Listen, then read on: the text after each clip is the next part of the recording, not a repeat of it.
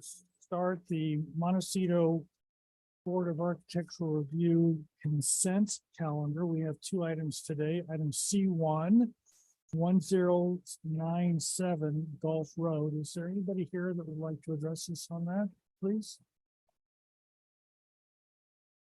Gretchen, are you here or somebody else? Yes, I'm here. How are you? I'm good. How are you? I'm very good. Thank you for asking. So I have had a chance to review these, and Claire, have you had a chance to review these, please? Yes, Mr. Chair, I have. And do you have any comments about this, please? I do. I don't know if you noticed, but we have eliminated the trellis that was the concern for this. You know, the comments that you had on the last review were to modify parts of the trellis that was in the courtyard. And we have actually, the client has just decided to eliminate the trellis. Yes, I saw that. And do you have any other comments about this project? No, Gretchen, I was surprised to see glass on top of that metal eyebrow.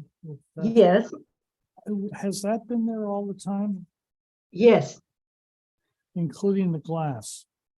including the glass. Yeah, that was in that detail was in the previous submittal. So over the doors, right there, top middle.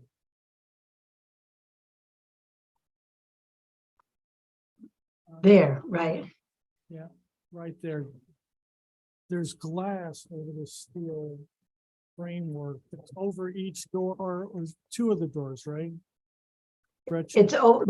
It's over in the courtyard. It's over 4 of the doors, Four of the doors, okay. or 4. I mean 4 openings. you're saying something, or get my thing, is that over the doors, there's an arbor or structure, Right. and on top of that structure, there's glass.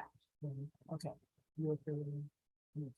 I'm sorry, I'm not able to hear so well. That's okay. We were just chatting amongst ourselves, so Oh, okay.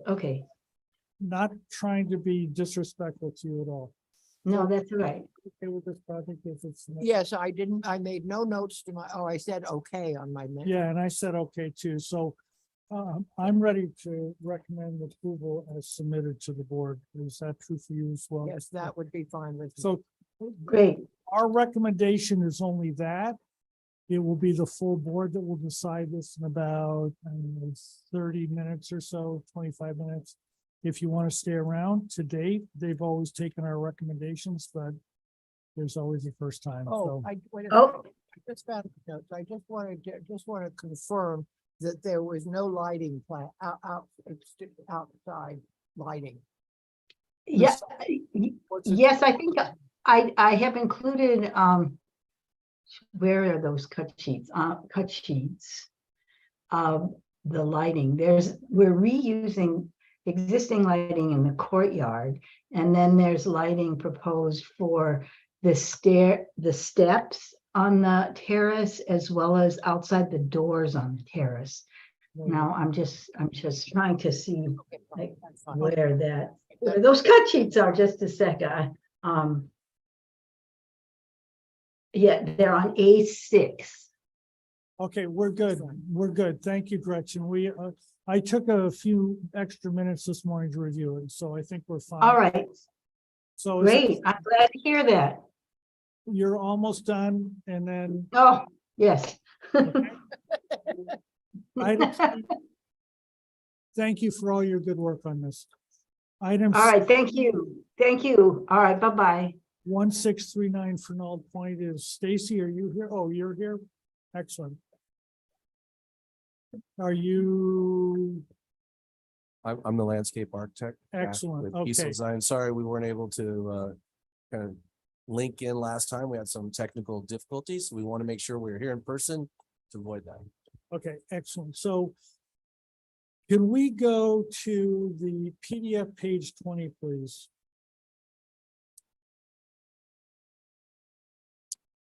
Did you get a chance to review this? Yes, I did review it. Okay.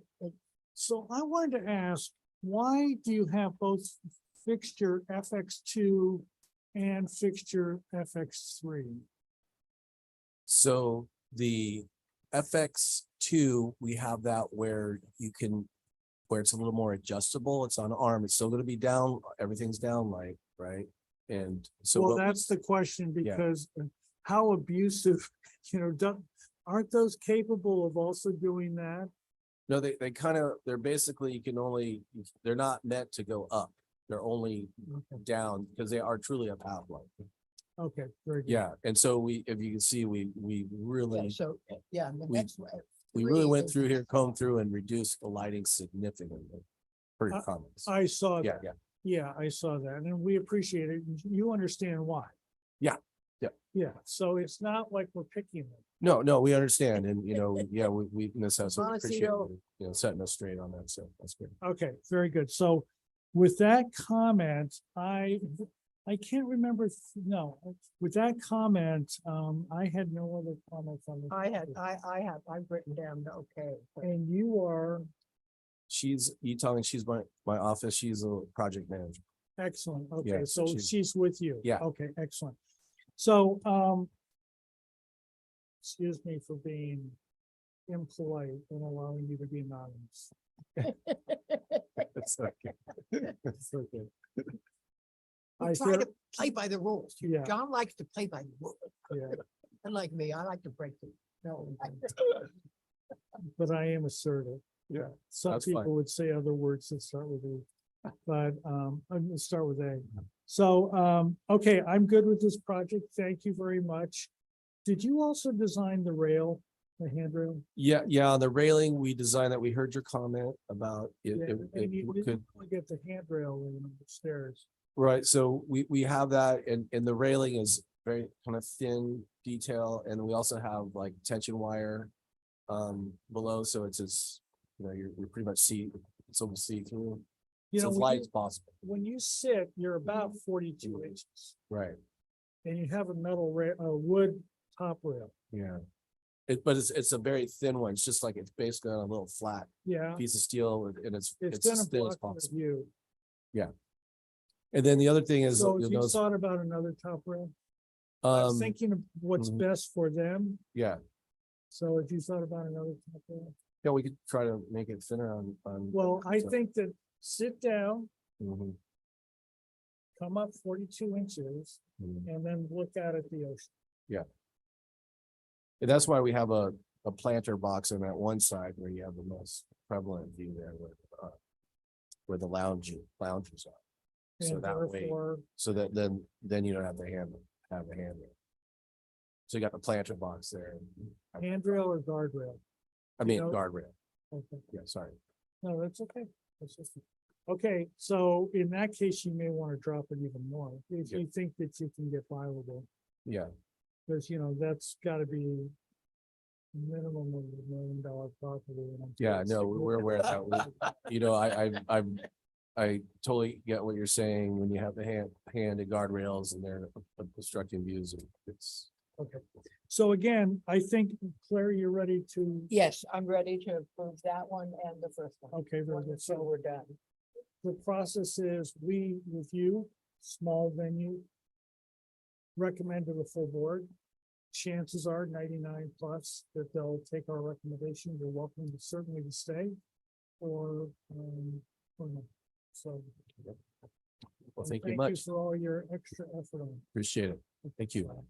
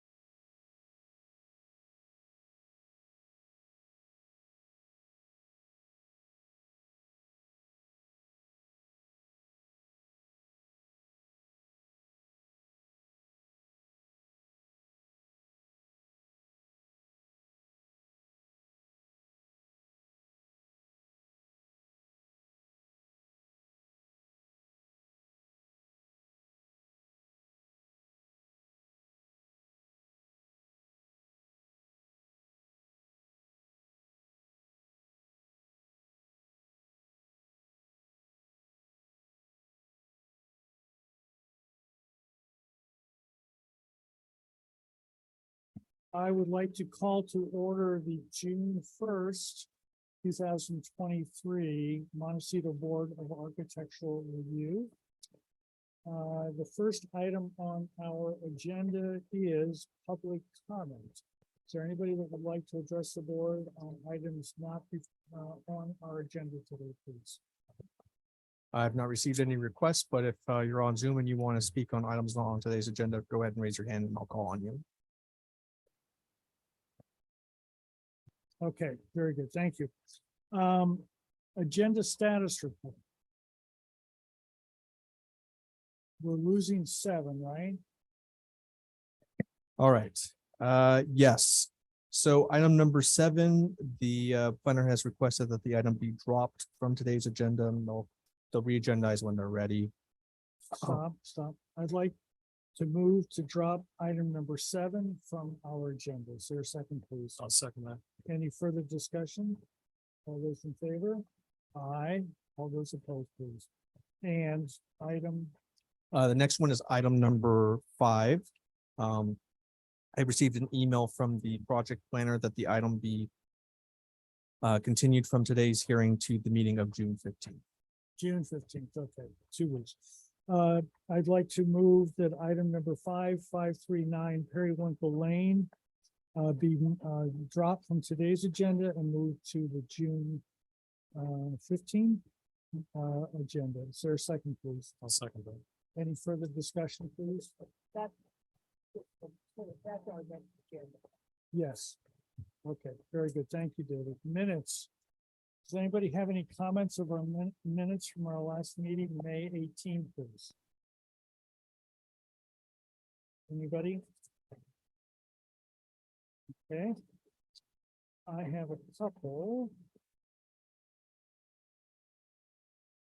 Okay, item C5 in the motion, which is actually on the next, well, I don't know how it's that. But there's the word on the last item of the motion, it says window parapet. It should say window and parapet. 2 separate details. Okay, item number 1, comment number 1. This was actually my comment. And it's impossible for this to occur, so I don't think we should include this. One member suggested exploring an L-shaped configuration. Because of the existing conditions, that's never going to happen. Would people mind dropping that comment? It was. Okay. Everybody else okay? Okay, item number 8, or excuse me. Comment number 8 for item number 1. Again, this is my comment. One member noted his belief that the design of the arch, and I think we should strike the rest of that sentence and add on the dining pavilion should be resolved. They have that very flat arch, if you remember. Yeah. So is that acceptable to you? Those comments? Now, in every case, Mendro was absent, but we don't see that in very many comments. So for instance, at the end of this, it does not say Mendro absent. And I think it should, okay, and that flows through the entire agenda. Excuse me, the entire minutes. Okay. Item number 5, there's some typos here. Under the first bulleted item, item number 5.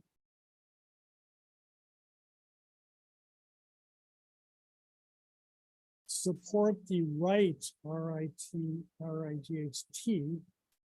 And then on the next line, sidewalk, not fight of way, but right of way. It might be a fight of way, but given today's world. Okay. Then item number 7, there's no action, but there's some discussion there. It does say the last line, member Wolf recused from the discussion of this item. That's correct. But it also says Aldrich recused. That's incorrect. She abstained. And it's also commented that one member did not comment. It was already taken care of in the above. And since we don't say Watson and did such and such, I don't think we need to mention Eliza's name in this. Just the fact that Wolf was absent. Keep everything clean, and consistent. So you're saying drop a line of the student, Yeah, you didn't recuse yourself, you abstained. you stay. Well,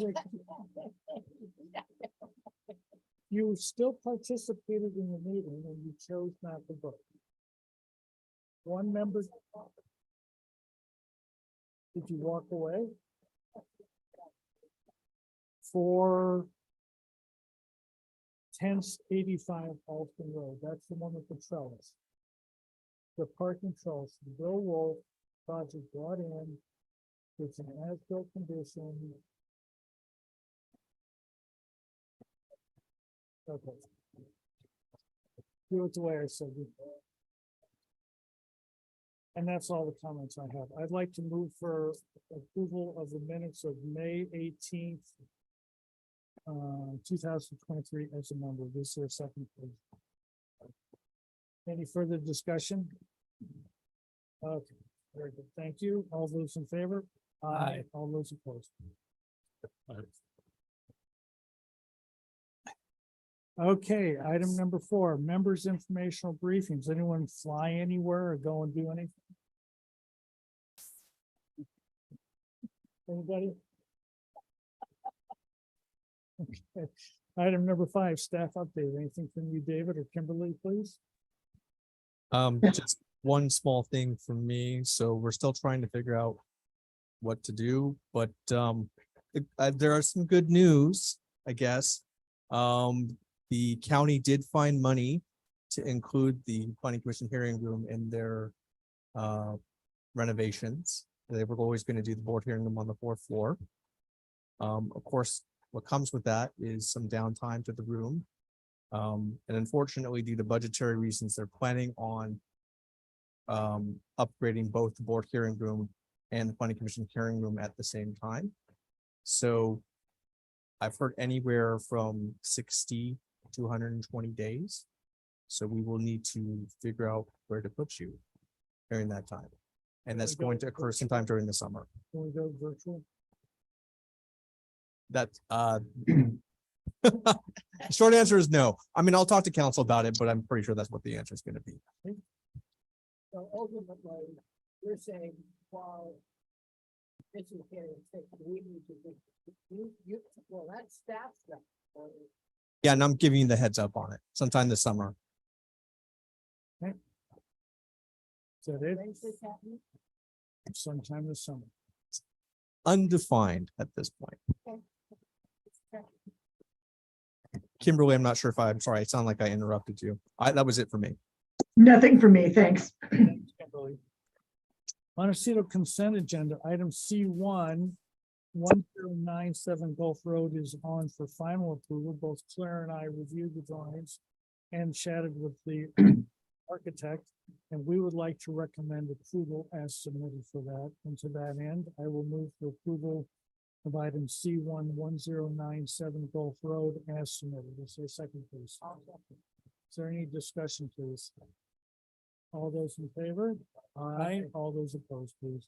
And then again, item C2, 1639 Finale Point. The landscape architect did not meet with us last time, continued this time. He showed up. We chatted about a few things. And Claire and I would like to recommend approval as submitted. And to that point, I will move for approval of item C2, 1639 Finale Point for final approval as submitted. Is there a second? Any further discussion, please? All those in favor? Aye. Aye. All those opposed? Okay, conceptual review. And David, you want to speak up? I just said I'm using myself. Okay, excellent. Thank you. Just want to make sure that we heard that. Okay, conceptual review, item C1, 2166 East Valley Road. Paul, I saw you on. Are you here, please? I'm here. So can you present the project, please? Yeah, this existing house at 2166 East Valley Road is about 1,290 square feet. It's very modest in size. Go down, I'll show you the photos. You can see there's a wall right there at the public right of way between the property and East Valley Road. There's a garage on the left and the house on the right. The lower photo, number 2, is of the adjoining neighbor to the west. So everyone seems to just have a wall across the front of their homes on the north side of East Valley Road. You can see the house on the right side of the photo, white stucco with white trim, white fascias, gray roof. So go to the, I guess we'll just look at all the photos of the neighborhood. This is a photo from the site to the east. That must be to the south. This is view of the eastern neighbor there. That's a view of the property looking to the west, north of our project site along that side street. And the bottom photo is the site east of the project. So if we can go to the plans, we can show you what we're doing. So in an effort to make the house a little bit nicer and a little bit more usable, if you zoom in on this plan, basically the scope of work is to add a small deck off the back bedroom and put a sliding glass door in with a stair down to the garden in the back, which would be on the upper right corner. Yeah, that deck is new and the sliding glass door is new, replacing a window. And in the kitchen, there's an existing stairway that comes up the side and you go in a door into the end of the kitchen, but it makes it very tight to put a table in there because you got to walk all the way over to the door. So if we're able to put in a sliding glass door in the middle, we'd be able to use the left-hand side of the kitchen as a dining room. And you'd be able to walk out the sliding glass door onto a deck and they'd have a little bit of outdoor area that's accessible because the house is approximately like 34 inches above grade because it has a raised foundation. So this would give a tiny little connection from the kitchen and barely enough room to have a little table in front of the space. Because we're over 30 inches and really anything over 18 inches, in my opinion, should have a railing so people don't fall off. So we have a metal railing proposed around the perimeter of the deck. And we can go down a little bit to the next one.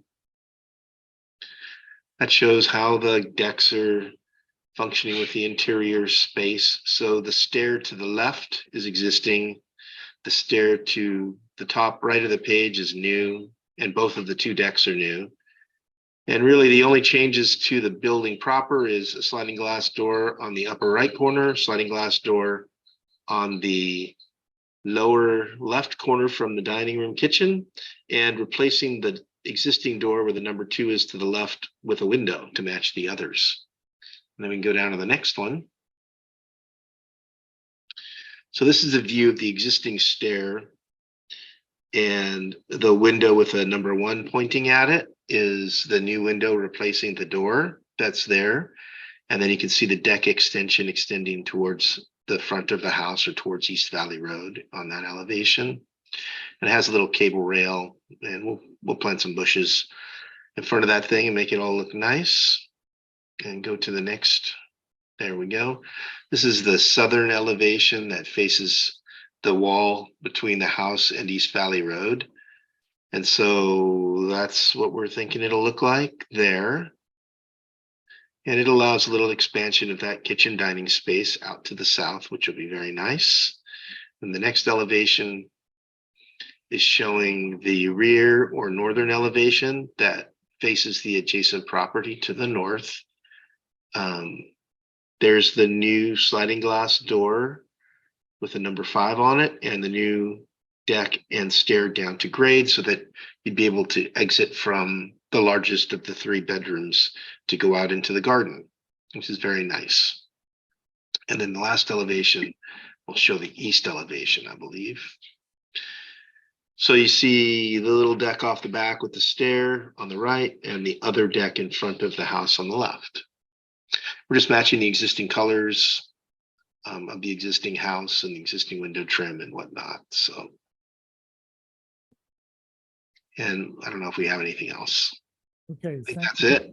Thank you. Oh, Color board. The only place this kind of turquoise is on the existing door, but we're going to match the existing colors of the windows and the stucco. And all of the railings will be this bronze color. Okay, very good. Thank you. Questions, Robert, No questions. Claire? Questions? Thank you. Does this house have a basement? It does not. It does not. Why is it so? I mean, why do you need the step? I mean, It's It's- raised. what? It's raised above the ground level. Yeah, that's why I'm asking though, why the whole house is raised above grade? Is that what is happening? Yeah, it was built with a raised foundation. So the framing's about 10 inches. And they built a little stem wall around the perimeter that comes up probably about 20 or so inches. And they set the framing on top of that. And that's just Okay, how they that- used to that- build old that- houses. So Okay, that answers my question. Thank you. Questions, Elida? No questions. Questions, Dave? Yeah, the hedge that you have shown screening the railing and the new work, is that existing or proposed? it's proposed. There's a lawn over there now. And it's behind a 6-foot fence also. Thanks. Chip, questions? No question. Can we go to sheet 1, please? The very top.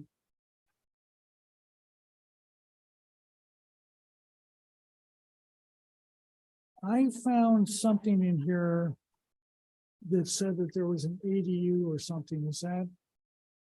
It's going to be a future, they're gonna go for a future ADU, Okay. but it's not a part of this project. We're just trying to get the decks in at this point. Okay, no, that's fine. I thought that the project was mislabeled. Public comment. Is there anybody that would like to address the board on item number 1, 2166 East Valley Road, please? I haven't received any requests and there are no hands raised for this item. Comments, Robert? And where should it go next, please?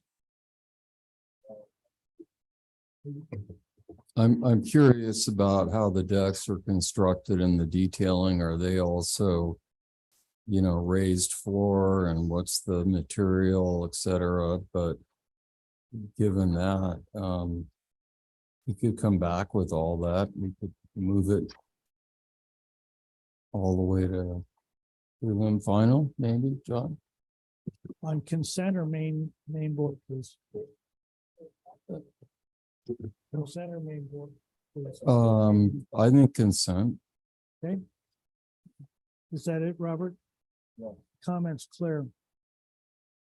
You're on. Well, I think it's a very small project and it's not, it fits all the rules and regulations and I would bring it back for preliminary with final on consent. Okay, Elida, comments, please? I agree with the last two folks, what they said. Let's bring it in final on consent. Dave? Yeah, I think if he comes back with details, like Robert said, and then the specifications for the planting that I mentioned, they come back on final consent, preliminary final consent. Chip?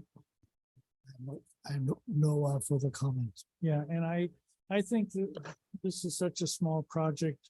I don't see why this board should get involved with it. I'm sure Claire and I can deal with it. So unless people object, I'd like to recommend it goes preliminary, final, and consent from this point. Is that okay with everybody? Okay, and if you're representing planting, Paul, show planting.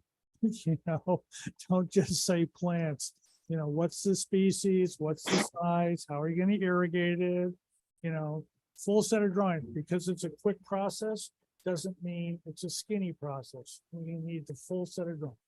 Okay, yeah, well, yeah, to tag on to that then is that ultimately you need to come up with a landscape plan, not just indicating, I mean, if you're changing the landscaping, that's why I wanted to see it back here, because there was no landscape plan. But if how we're gonna deal with it. So when you come back, you should have a landscape plan, and then that means that you should have all your willow caps and everything to do with water also when you come back. And can you document the perimeter landscaping or whatever's happening about that, Paul, on the drawings? Yeah.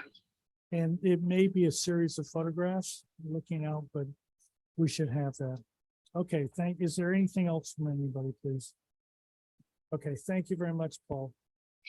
Item number 2, 40 West Mountain Drive, please. Richard, are you here, please? Okay, good. You can sit or at the podium, whichever makes you feel more comfortable.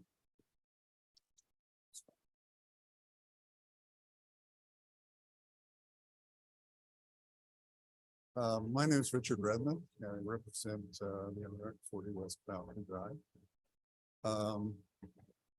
They're proposing an ADU on top of a carport. Is your mic on? I just want to make sure. So,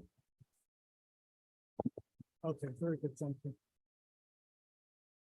on top of a carport, and the area where they're proposing it is actually honestly been actually dug out already.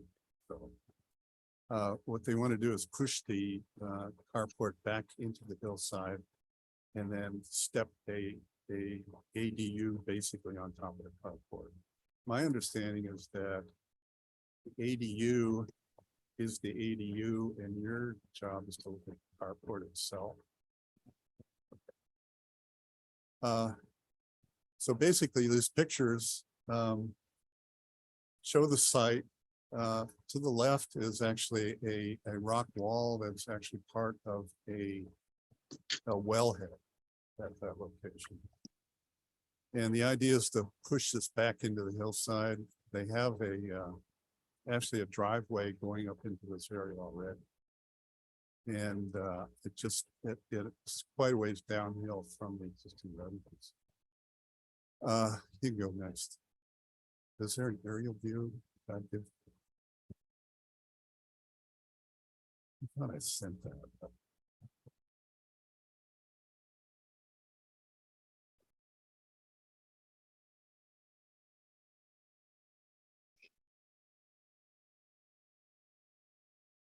It's right at the top of Coyote.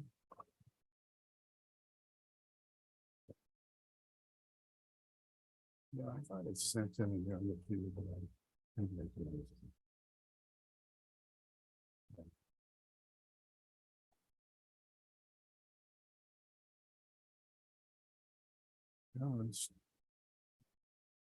Yes, that's it. The residence, as you can see, is to the top left-hand corner of the site. And really down at the bottom, right about where the arrow is where they're proposing to put the ADU in the car. I think we can go on to the next sheet.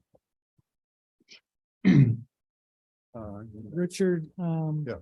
This is an odd application, I agree.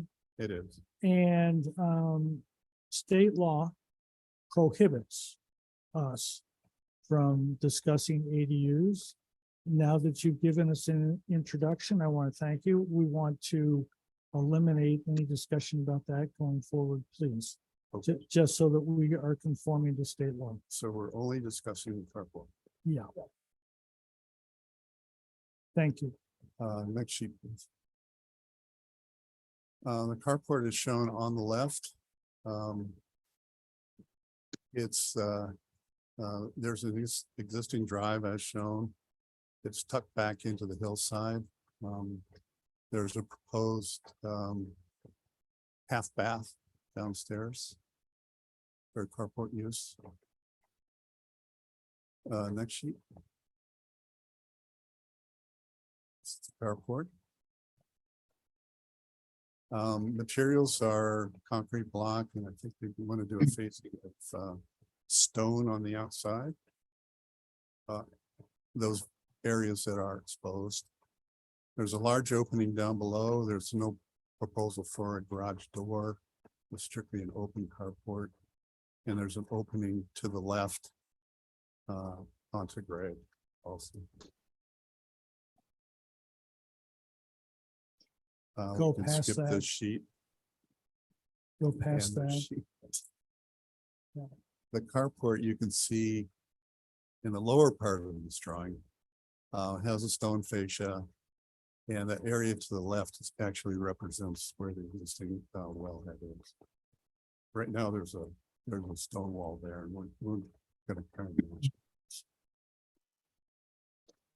Is that it? And well, it's above the carport is a flat deck, a flat roof. Let's put it that way. And this shows a section through the carport. Yes, it's, you can see the grade is that dotted line coming down. So it's tucked back in. I think that's probably it. Questions, Tip? No questions. Questions, Dave? It appears that the project's already been started. Did it have a permit?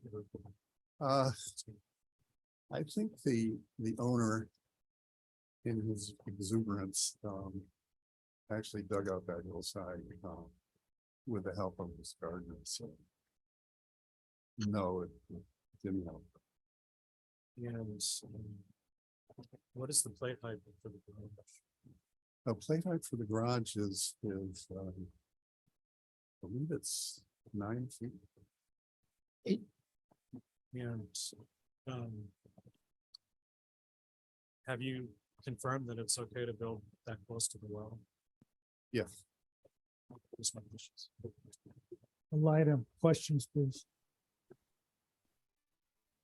What are your thoughts about softening this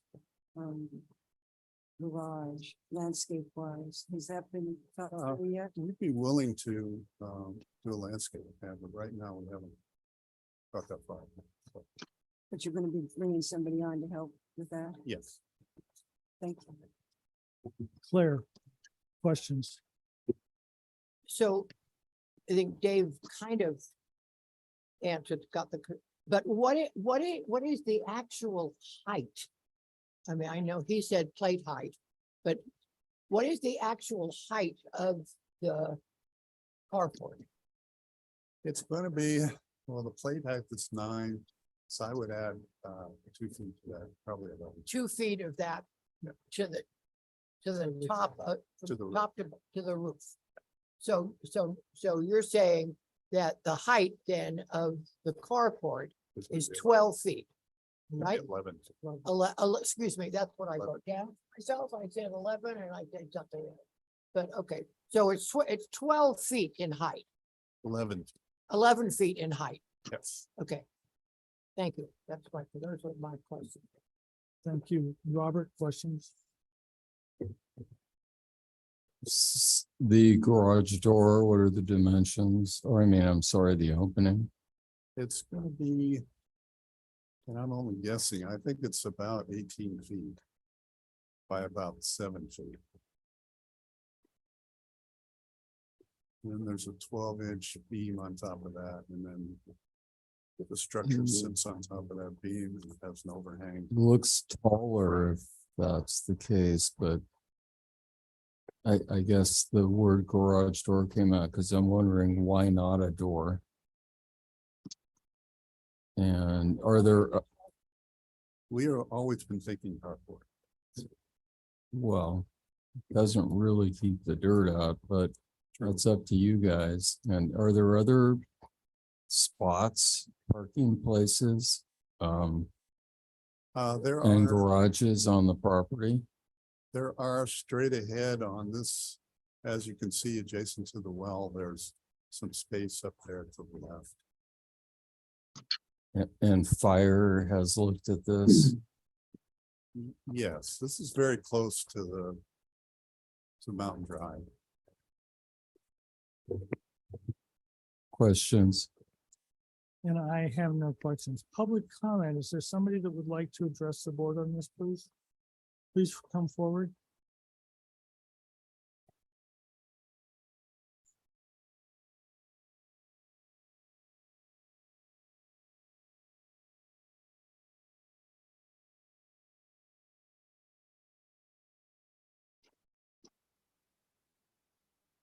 Sir, I'd like to say two things. Number one, please identify yourself for the tape. And number two, this board is not permitted to discuss anything about the ADU. If your comments are about the ADU, we can't take them. If it's about the garage or carport, we'd love to hear what you have to say. Well, I'm Gary Brown. I live next door at 8 West Mountain Drive. And I only knew about the carport, and it's news to me now about the other. Okay, very good. Thank you. And so just a short paragraph that I want to read. My home was lost in the sea fog. It was one of the oldest, and the road that separates these two properties, mine and the one up here, was an easement for 7 and later 7 homes have been built on what was a road to a barn and a pasture ages ago. It seems to me that 40 West Drive is proposing to legalize and expand that which has already been done. A new road was built, including a retaining wall and plant.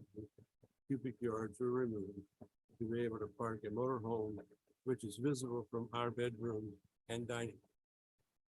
And building the road, the curb was changed, and the rainwater in storms now floods Mountain Drive.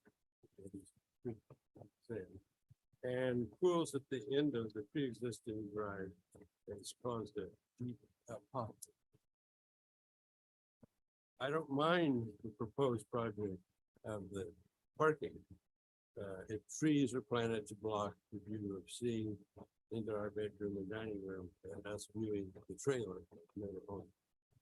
I would be concerned by that how already removing and before we remove more cubic yards of earth, that the hill would slip in an earthquake and a swimming pool would crash down. Thank you very much.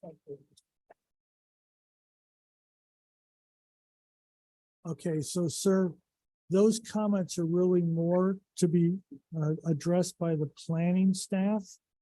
The name of the woman that's involved with the planner is on the agenda. If you could contact her and send your comments to her, I think that she'd be more willing or able to address those comments than this board.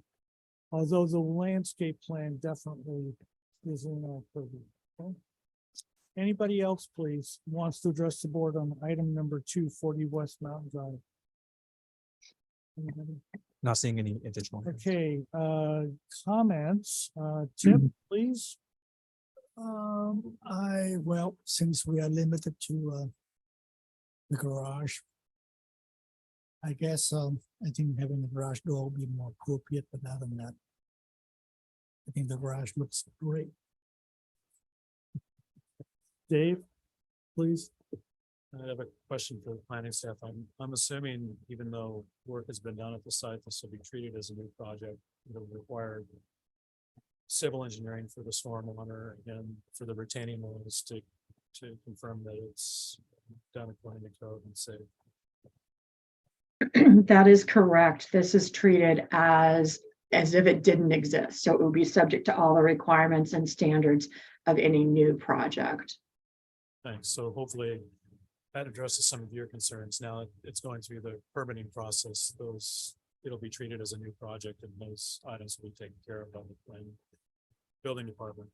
I'm fine with the garage, given the steepness of the site. It appears there wasn't a really obvious way to reduce the amount of grading and find a more convenient spot.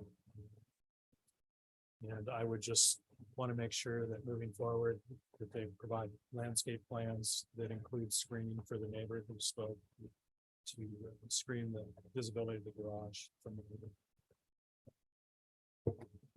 Thank you, Dave. A lighter, please, comments? I'd just like to echo what Dave said about all of those concerns, the neighbors' concerns particularly. That's all. Claire, please, comments? Well, I happen to be one of those neighbors, but I'm outside of the rules of 80, 300 feet.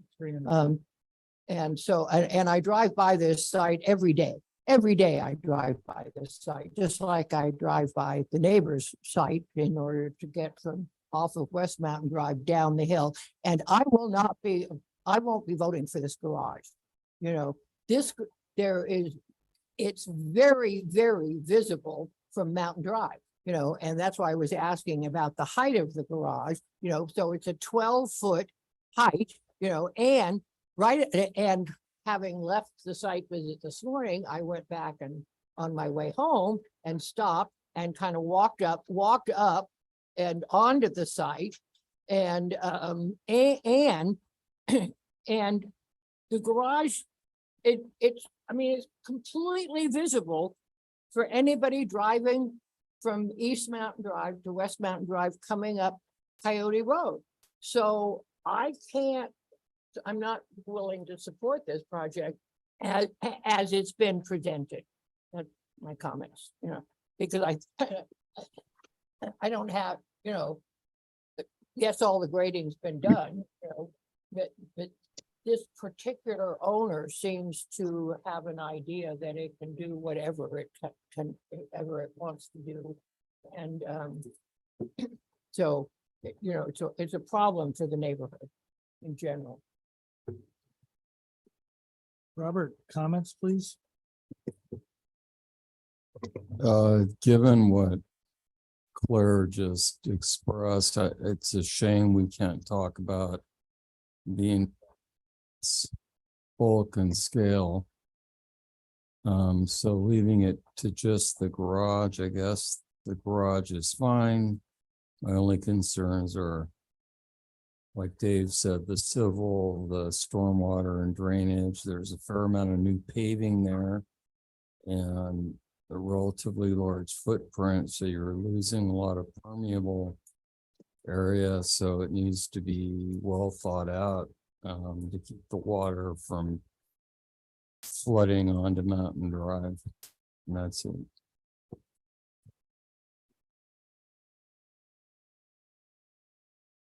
Hearing the comments about its visibility,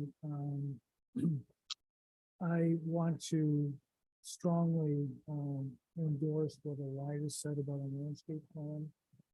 And while I was thinking it would be a relatively minor landscape plan, I think this is going to be, needs to be reconsidered as hopefully natives, low water use, but to make this as little visible as possible. But having said that, do people have a right to put in a carport or something like that? I go back to a project we did on Alston Road that we reviewed on Alston Road. Just to the west of Hot Springs, we have a garage down near the street. Probably the same amount of visibility. We have some gates behind that, but we're probably the same amount of visibility. So I have a very hard time from a precedent, you know, consistency from one applicant to the next. Not thinking that this is okay. I don't know how a garage or carport could be located anywhere else, given the grades and the driveway and how you'd be able to swing into it without cutting it way back in with even more dirt or to get planed out properly in. So I think that this location is a location from a grading point of view. If the grading is gonna, if that tail is gonna wag the dog, I think that really this owner had very little option but this location. Therefore, I think that it's really an issue about making this project very consistent with other approvals that we've had, which is properly landscaped, care in making sure that it's integrated in with the community as much as possible. And I think water, stormwater, needs to be very carefully considered. I don't know at what point it triggers a full stormwater drainage issue, but if you keep all the water on site, it's going to be really tough to do that. And I think that you should consider that fairly soon to see what kinds of requirements the WQMP laws are going to have for this project. So with that, I think, Can I make one more? comment? yes, please. of Now course. I understand that it's more visible from Mountain Drive. When they come back with the landscape plan, it should be provide documentation showing the view mitigated from Mountain Drive. So photographs or site sections or something so that we better understand the visibility and how the landscape's going to screen the garage. I agree. Anybody else? Okay, so obviously back to the full board. Anything else, members, please? Okay, so thank you very much. And, Mr. Chair, back for further conceptual or preliminary? oh, yeah, for conceptual and fire department. And please do at least an initial discussion with the grading department, what they're gonna do with you. Because I think that may be an important part of the project. Okay. Yes, please. One more. I'm not sure that this is in our purview, but regardless of the ADU, can we request it be story pulled? No, only the 11 feet. Only the 11 feet, okay. I retract that. Okay, thank you. Item number 3, 2561 Sycamore Canyon Road. David Parker, are you here, please? I'm here, yes. Very good, thank you. Would you like to present the project? Yes, thank you. Good afternoon. I'm David Parker, Preservation Architect, here representing Surf Dog Ventures, LLC, the owner of 2561 Sycamore Canyon Road. The site photos of the property are on the 4th sheet of our set. And I would note that the house is set back a considerable distance from Sycamore Canyon Road, and the site is very lush and thus not visible from the street or neighbors really. But I can just explain the photos that you see starting at the upper left-hand corner. That's the arrival court, which was constructed in 2003, and then which will the court will remain as is. The olive trees that garden above it was put in at that time. If we move to photo number 2, these are gardens that go down to the south, and these gardens are historic. They were designed by the landscape architect Lockwood DeForest, and have been very carefully maintained by the current owners. If we move to photo number 3, this is looking to the south from the what would be the west edge of the house. You can see the column there, which is off of the living room. And again, these are historic, more natural gardens, again, carefully maintained by the current owners. If we move to photo number 4, this is looking up toward the north, and you see the main house in the distance. I'll describe the house in detail when we a little later in the presentation. If we move to photo number 5, there is a water rivulet reel that runs between these cypress trees, and these are historic, and this is part of the original conception, or Lockwood Forest's original conception of the house, which would, and he would have done this between 1925 and 1949. Moving to the photo 6, is the pool terrace, which is and 6 and 7, actually 7, that is the pool which was originally created as a swimming pool, but also a water reservoir, and it was actually constructed between the original pool between 1910 and 1912. Looking up at the current house, what is historic here is the tower that is in the right portion of that, which was also constructed between 1910 and 1912. The addition that is on the right, and also the structure that we see at the end of the pool, that was all constructed in 2003. When the house was expanded.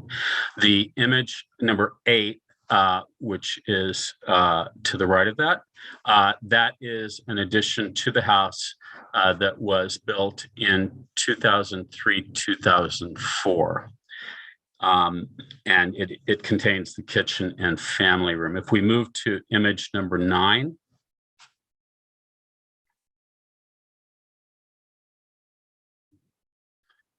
here we're looking up that central axis from the drive at the and this axis which goes which has this little water channel that goes down the middle is historic. Nothing about any of this will be affected in any way.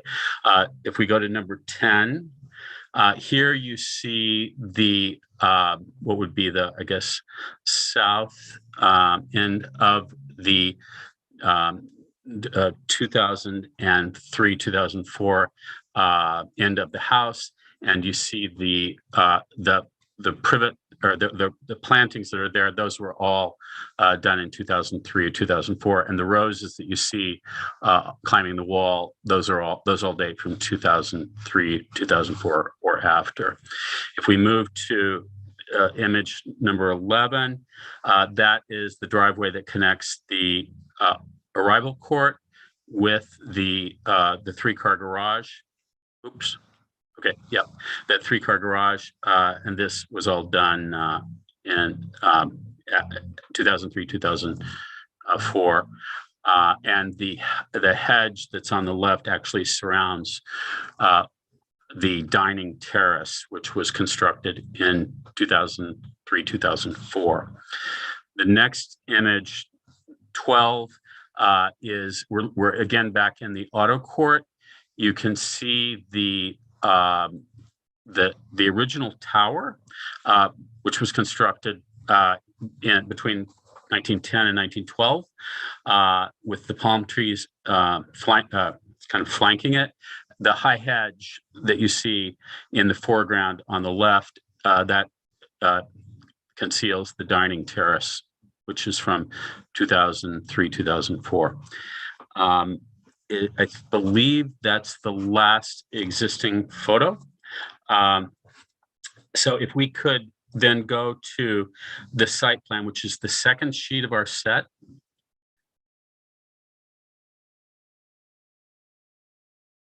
Thank you.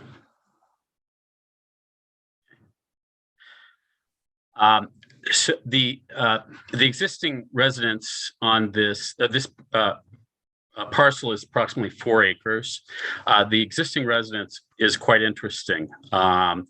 It was originally constructed, as I noted before, as a as a reservoir swimming pool, and you see that more or less in the middle of the sheet, the swimming pool, and with a small pool house and adjoining tower. And so it was really a pool house pavilion reservoir when it was built, and it was designed by the architect Bertram Goodhue. Subsequent historic additions to the property, still extant, include a Perry-style courtyard, which you can see in as the square. That is, you see the two. What's showing on my screen is two very dark areas. Yeah, that. David, Okay, can but I interrupt? those two are the dark areas. The dark area on the left, if you go down from that, you see a square courtyard. That's the Perry-style courtyard, which David, was, can I interrupt here, please? yes. Can you focus more in on what you want to get done? My guess is that the structure's old enough, it's going to require a historical report, and we can deal with all of the wonderful history you're trying to share with us in that report. But if you can show us what you're proposing and how it integrates, I think that that'd be the most efficient use of your time and ours. Thank you. Happy to do that. We by the way, already had an historic structures report done, which was just recently completed and which was put into the Dropbox, and it was done by Post Hazeltine Associates. So in the sake of time, jumping ahead, why don't we go to, let me just explain. If you could go to sheet 6 of our set, which is labeled D1.01. Thank you. Okay. So just focusing in on this, the later non-historic additions and modifications to the residence include a kitchen and family room garage wing, which is the upper right of this plan, and that was added in 2002, 2003, at which time a second floor was added to the main residence, which is in the middle of this drawing, and a 2-story bedroom wing extending to the right, to the left here, was added in 2013, 2014. The arrival court and all plantings along the eastern, which would be the entire top side of this drawing, were a date from 2002, 2003, or 2013, 2014, and are considered non-historic and non-contributing. 2023 edition, please, proposal. Yeah. So if we go to, the proposal, if we go to the main floor, which is the 9th sheet of our set, and it's labeled A1.01.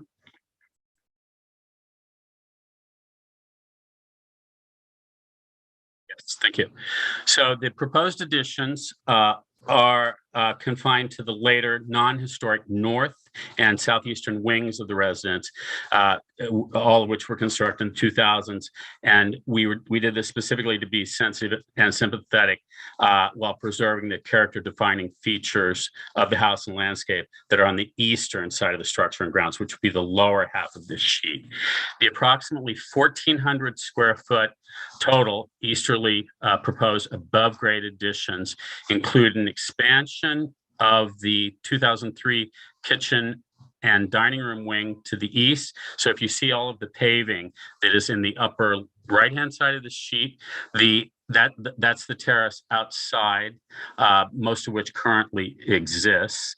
The expansion of the kitchen and dining room are yes, thank you. That helps.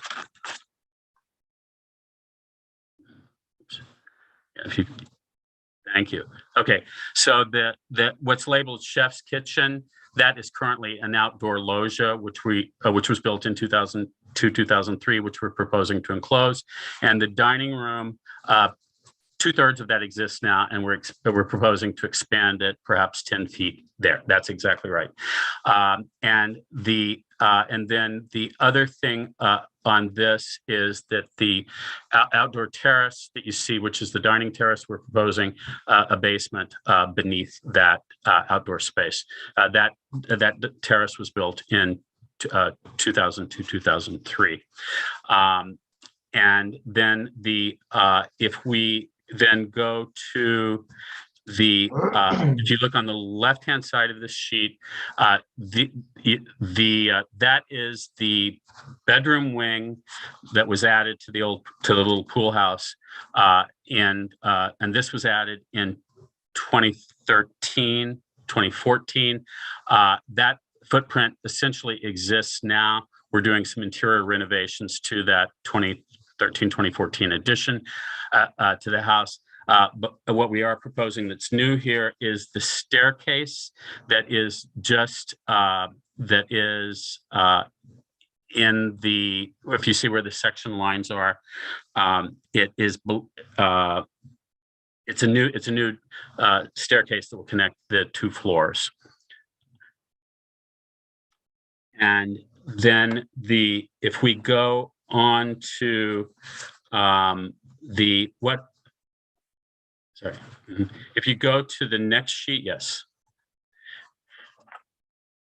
This one. This is the upper level of the house. There is currently an office above that bedroom wing. And we are proposing to add a bedroom and bathroom to that upper level, which is above the peristyle hall in this drawing. It's on this plan, I should say, and you can see the staircase that goes up to it. So that's the second floor addition on this plan. What might be useful, rather than just looking at plans, is if we go to sheet A9.00, which is the last sheet of the set.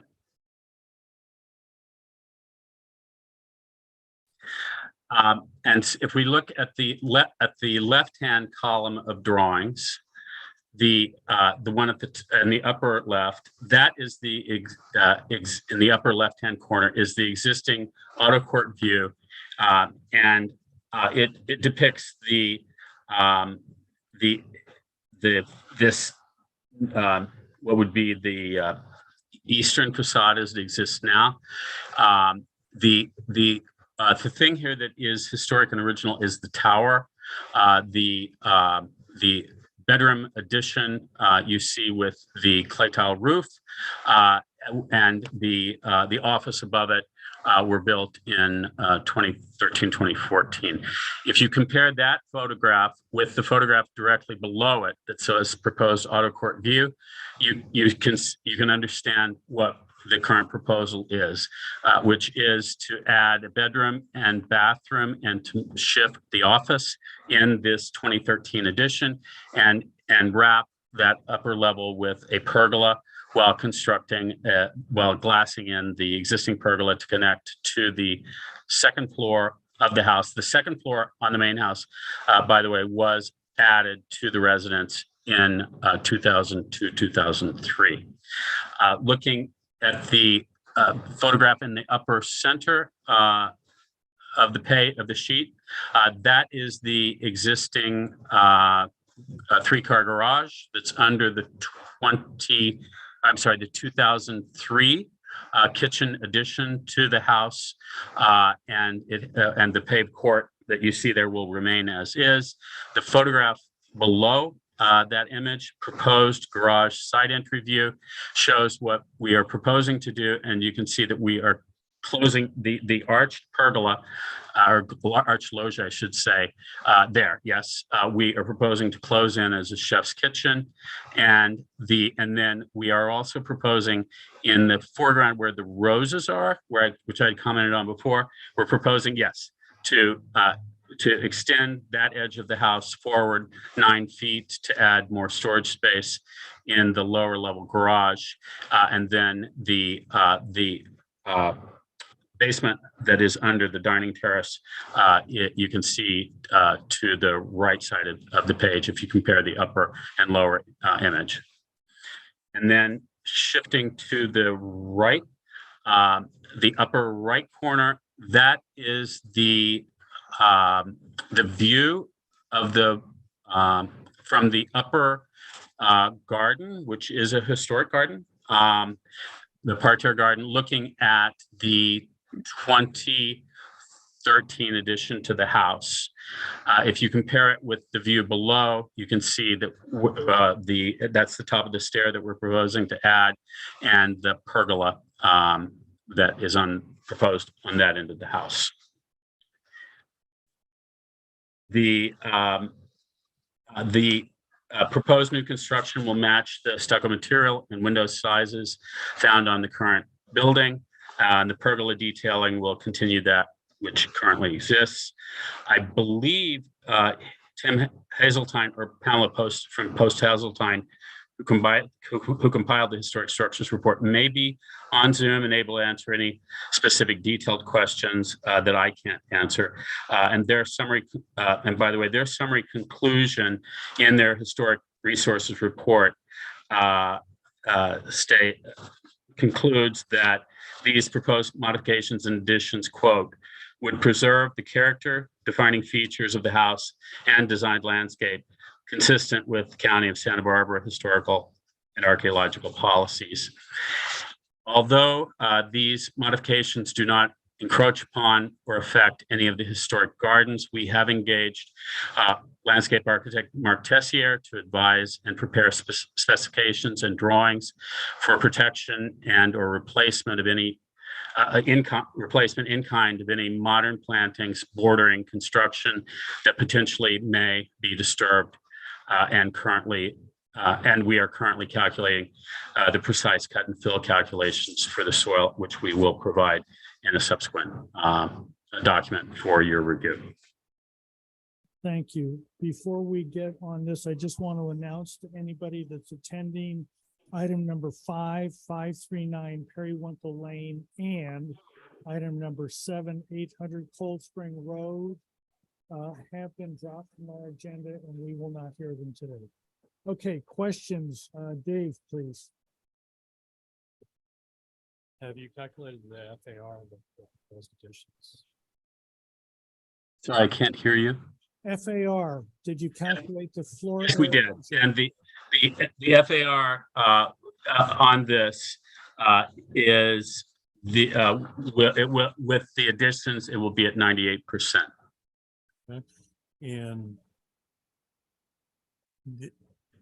I don't know if this is a question for you or the historians. The two items on the design that I can see that I'm not, I would like to know how they relate to the historic residence is the cantilever. I think it's the office, that cantilevered element that you see from the courtyard. Right there, it's visible right there. Yeah, that right there. And then the railing that's also, I think, adjacent to the courtyard in the second scheme, those two elements, how they relate to the existing historic house. Yeah, there is a cantilever currently that has similar brackets that is on the western side of the house. And if we go to the western side of the elevation, you can see that.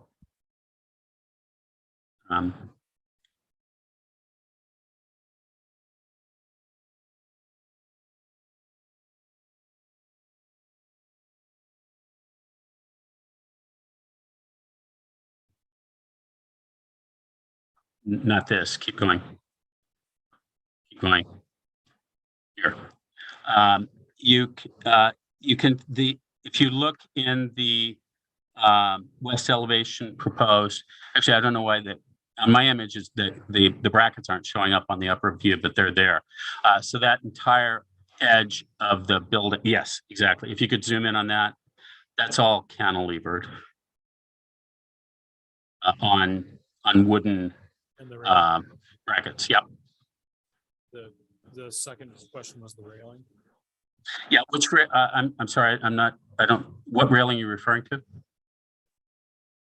The proposed garage side entry view, there's a second floor railing. Could we scroll up to the elevation of that side?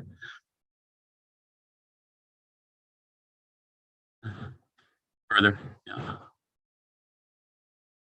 Further, here. If you zoom in on the right-hand side.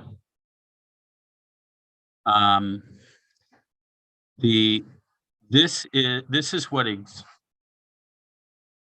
yes. Oops.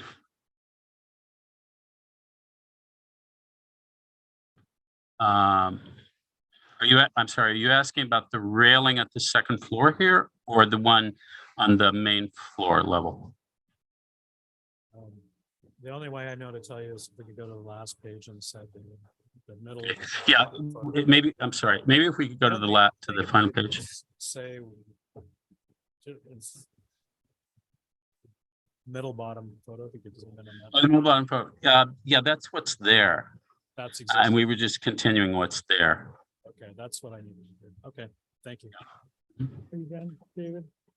Dave, excuse me. Claire, please, questions?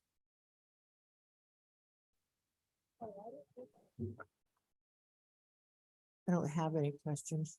Chip, questions, please. Can you, maybe I didn't catch this. Where is the new basement? 962 square feet. It's under terrace. It's in your terrace, yeah. Is it completely underground or it's partially underground? It's mostly underground. I think it's 2/3 underground. Mhm. You have a section right through it? I believe there is. Do you have a section that's cut through that?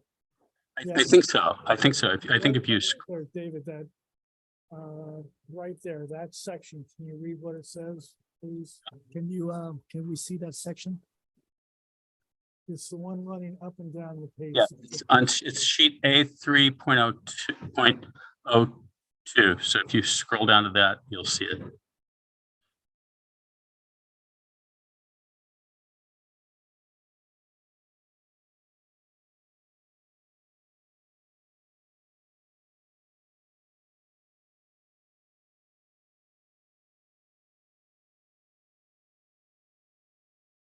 Here it is. So it's a section on the left. Yes. So it's 50% above grade. And where this is taken, but on the other side, it's higher. Has a planning staff confirmed that it's the real basement or the? Our planner, Olivia Beers, has looked at the plans. She could perhaps comment. And here on the lower drawing, you see this section that it is mostly underground on the right-hand side. Thank you. That's all. Robert, questions? No questions. Elida, questions? Am I understanding that the basement is going to be underneath a new patio that's going to be put in? So that's going to be the ceiling of the basement? It's an existing Am I terrace. reading it right? Perhaps I'm not reading it right. The terrace exists at that level, and we're proposing to build a basement under that. Okay, great. And It has retaining walls around it. We're proposing to excavate inside it. Mhm. great, that answers my question. Thank you. And I have, yes, please. go Yeah, ahead. I actually do have a question. Given the drawing in front of us, I'm assuming the lower part where it has a door that opens, that's what I'm seeing, I think, in this drawing.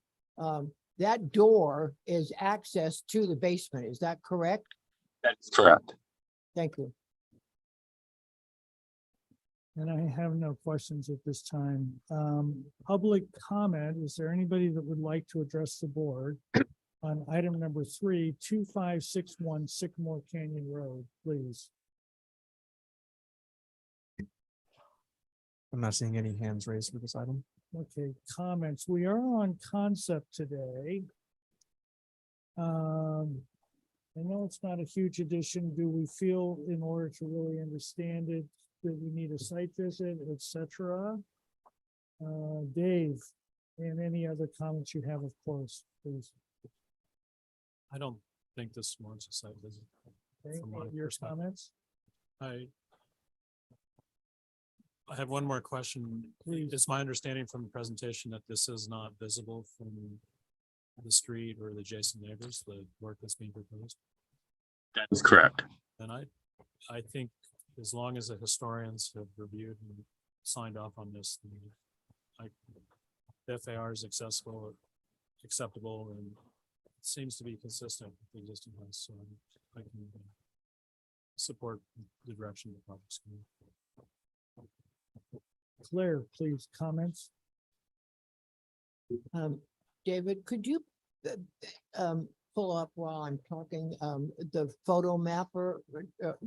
I'd like to be able to see where, oh, here, how this building or this whole complex reacts to is.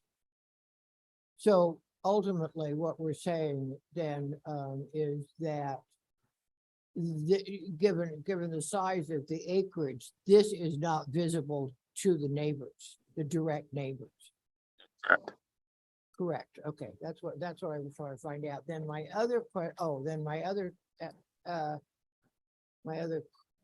statement is that it looks to me like the basement has a door, which is why I was asking questions. So that how I interpret the rules is that it is that the FAR of the basement needs to be added to the FAR. Is that, I mean, Mr. Chair, is that correct? I mean, Partially underground, yeah. first Well- 800 square feet and then 50% of every square foot beyond that.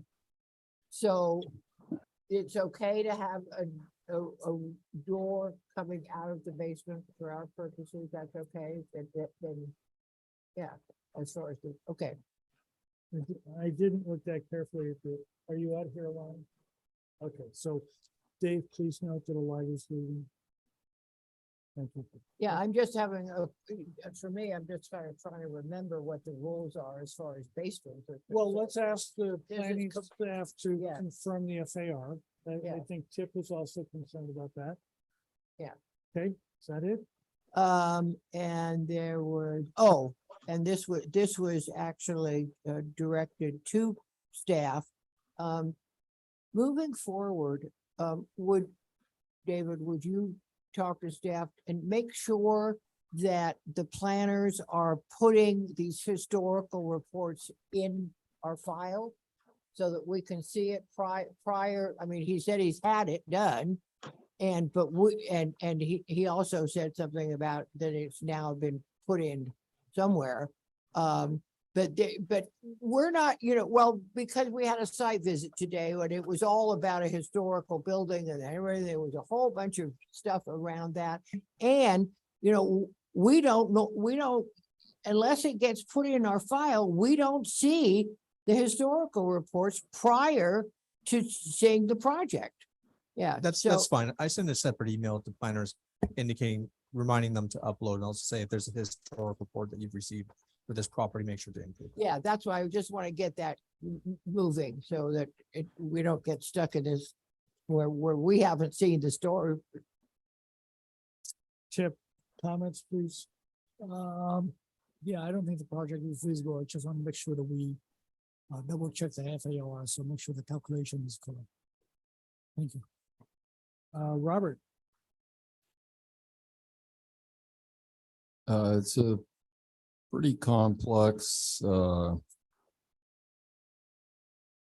addition, remodel, and I would lean on the historians to well, I don't know. It seems like there's a lot going on, and not all of it seems to be consistent with the original structure in my mind.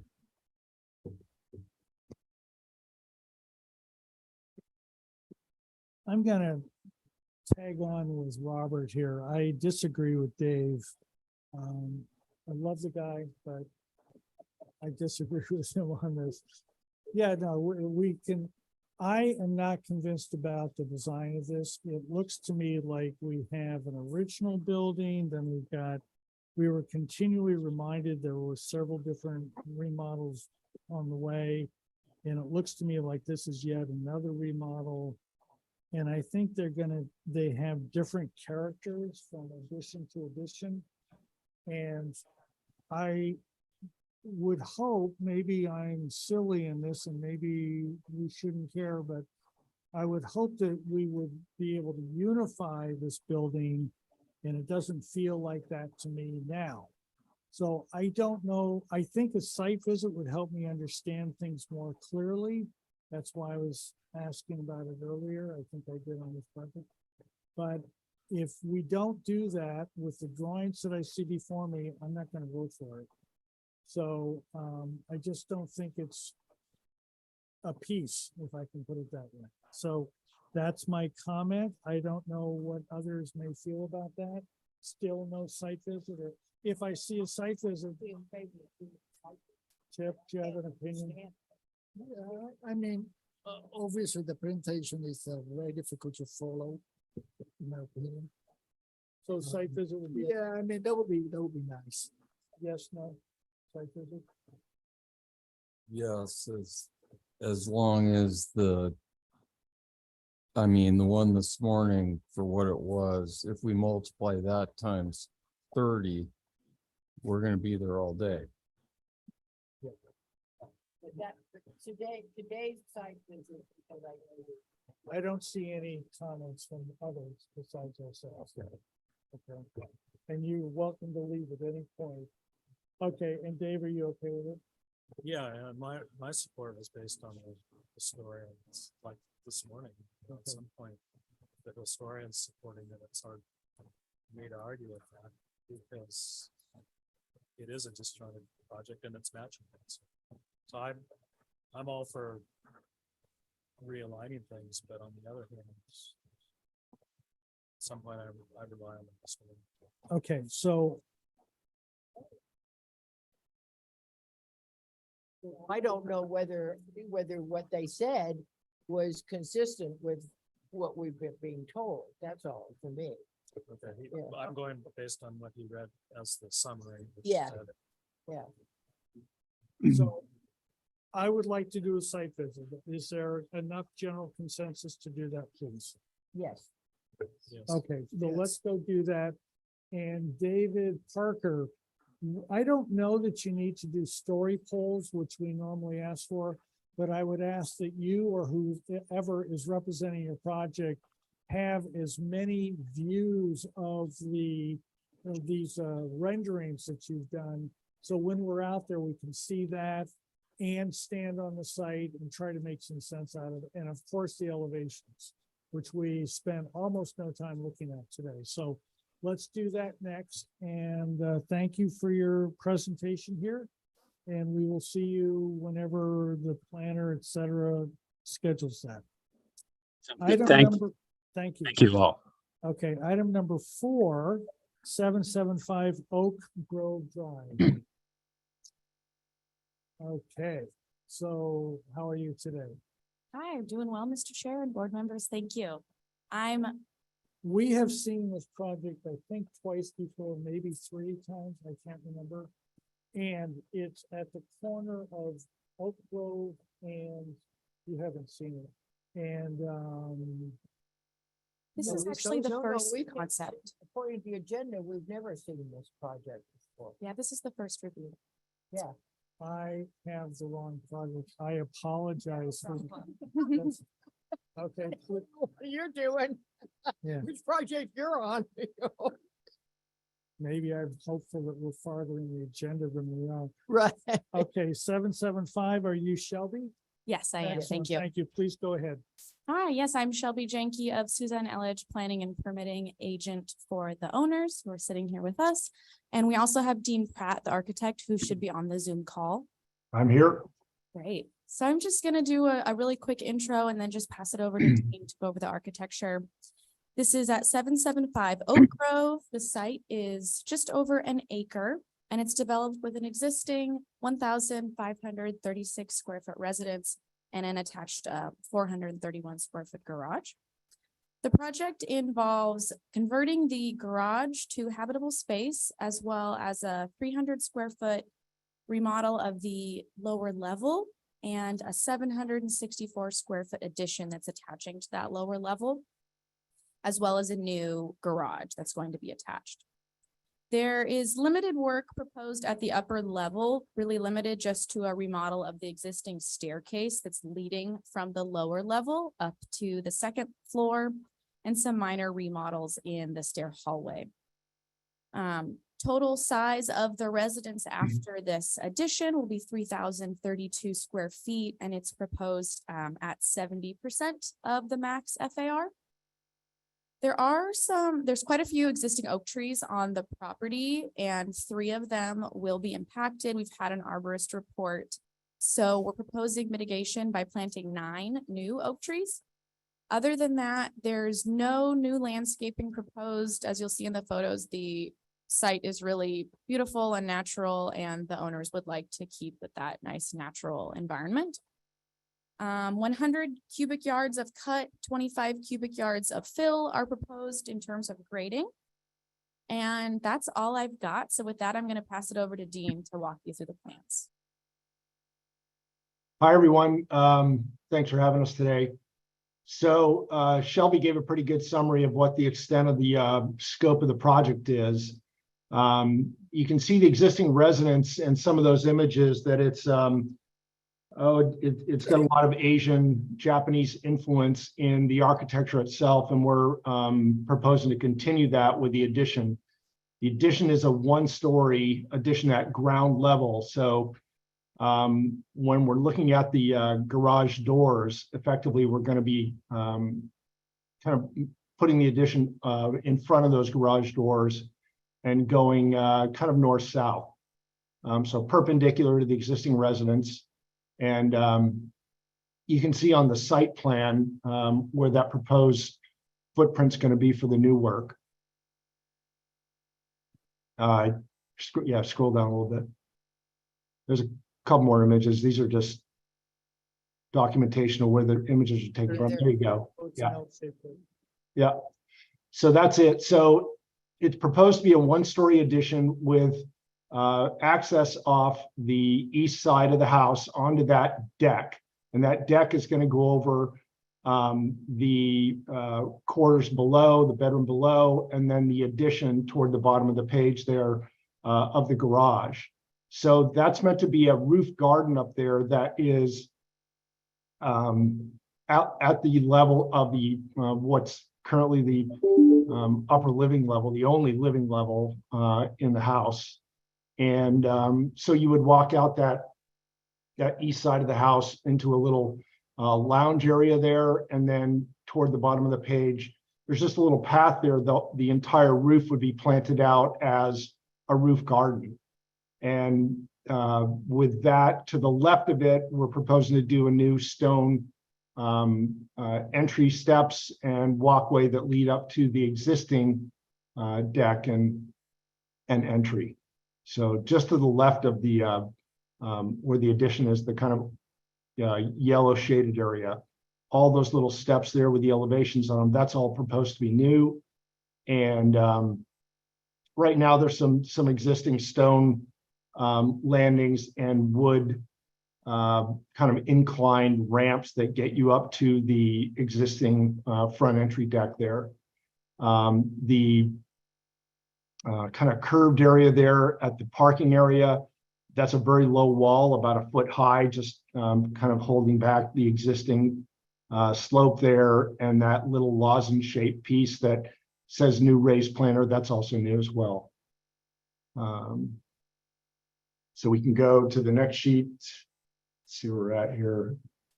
So those are the red are the endangered trees that were identified by the arborist. And we're going to keep them and just do what we can to salvage them. The orange are the proposed 9 new oaks that were compelled to plant because of the few that we're losing. So that's that. So we can go to the next sheet. This is just where the images are shown if you want to reference where they're taken from.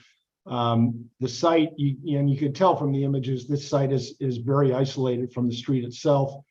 You can barely see the house from the road. And the landscape existing there is all natural, and it's pretty heavily wooded and screened. So it's a private site, and the owners like it that way, and that's how we hope to keep it. So next shot.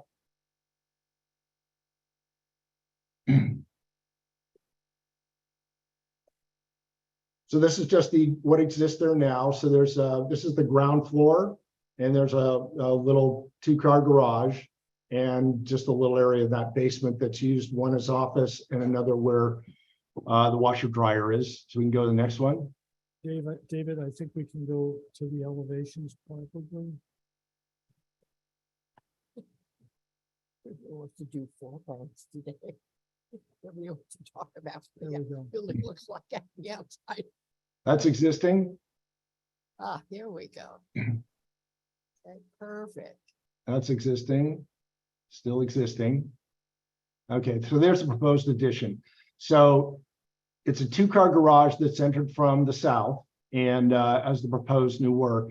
And you can see the green up above there is the roof garden that we're intending to have up there, with just this little path that allows you to wander out into that roof garden. And then the green, so to the left of that lower elevation, you can see the curved planter and the new steps beyond that will lead you up to the front entry. And the elevation above, more of that curved planter with a new tree that kind of focuses your view when you're driving up the driveway, and that curved planter and the steps leading up to the front door. So the existing materials would be white stucco and a stained wood trim that we're hoping to just kind of match what exists there now on the house itself. And so we'd have stained wood garage doors, stained finish on the trim, and white stucco. Next page, David.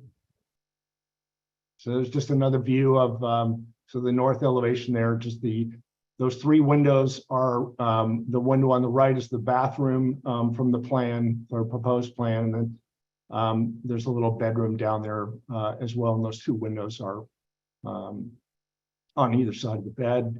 And the west elevation doesn't really change. You'd see a little bit of the proposed garage to the right of that west elevation, but it's so small that it really almost doesn't show up. So there's really no change to that west elevation. And there's a couple building sections that'll show you where we're at with regard to existing grade and where the height is. So that the top one, you can see where our allowable height limit is. The existing grade is that blue line. And so we're going to do a bit of a cut. Right now, that rec room is what exists there now. And so we're not really changing that. We're just going to kind of clean it up.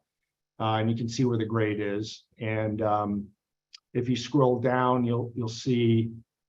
So on the right is the proposed addition, that new living area. And the grade in blue there, you can see what we're going to cut to get down so we can get our ceiling height in at 8'6". And then that roof deck above is that little lounge area off the master bedroom. And if you go down one more, that's a longitudinal section through to the right is the proposed guest room, the little living area, a little wet bar, and then the garage all the way to the left. And then that planter on the left with a new tree and the steps leading up to the front entry. And that's pretty much. There's a color board too, is that correct? Yes, there's right. So that on the right is the stain that pretty much would match what exists there now. I believe it's just like a fairly medium bodied dark stain on Douglas fir trim and just white stucco. That's it's got a little bit of figure to it. It's not smooth, but it's kind of dappled like that. And just some light fixtures that would reflect the kind of Asian nature of the aesthetic of the house itself. Are you done there, sir? I have. Questions, Robert? No questions. Dave, questions, please. Yes, I'm having a little bit of a problem understanding the railings on the deck. Especially the north elevation, which is page 18 of the plan. So the railing there, that's the master bedroom is to the right. And the orange pochette area is the deck off that master. And so that's up at guardrail height. And so we're just going to do some built-in couch there in a little area of the deck for some, comfortable chairs, and that's it. As you get all the way to the outside of that addition, it steps down. So we're still a 42-inch high guardrail at the edge there, but where it steps down, it goes down to, I think we're about 12 inches above the deck level itself at that area. But you don't really get onto that area, so it's kind of inconsequential. Wired for that north end, is what you're saying. I'm sorry? The guardrail's only required for that north end. Well, so we've done this once before with regard to using a garden area as a guardrail itself. So in the plan, the idea is that there would just be a small pathway there really for maintenance of that roof deck.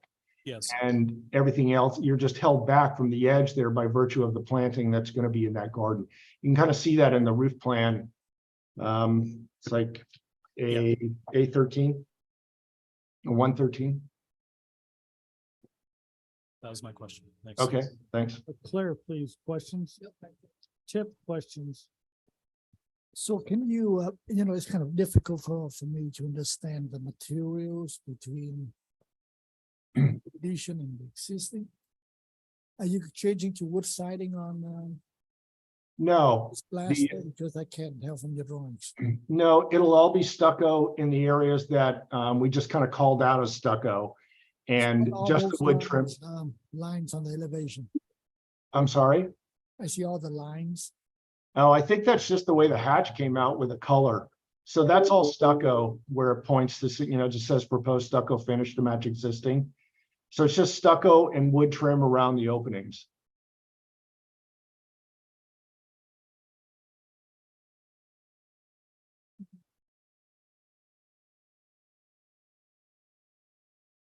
Yeah, there you go. Okay. All right. Well,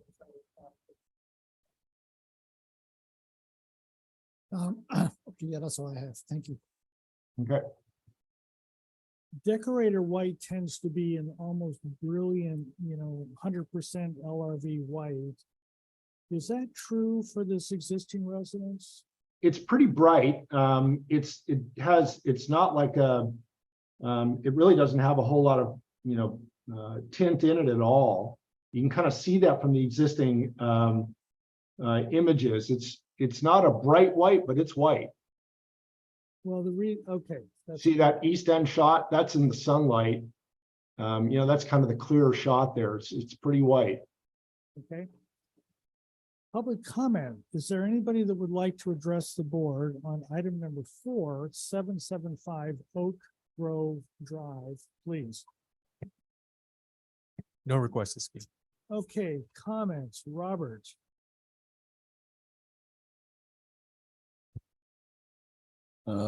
Given the style, I think the color is matching it is appropriate.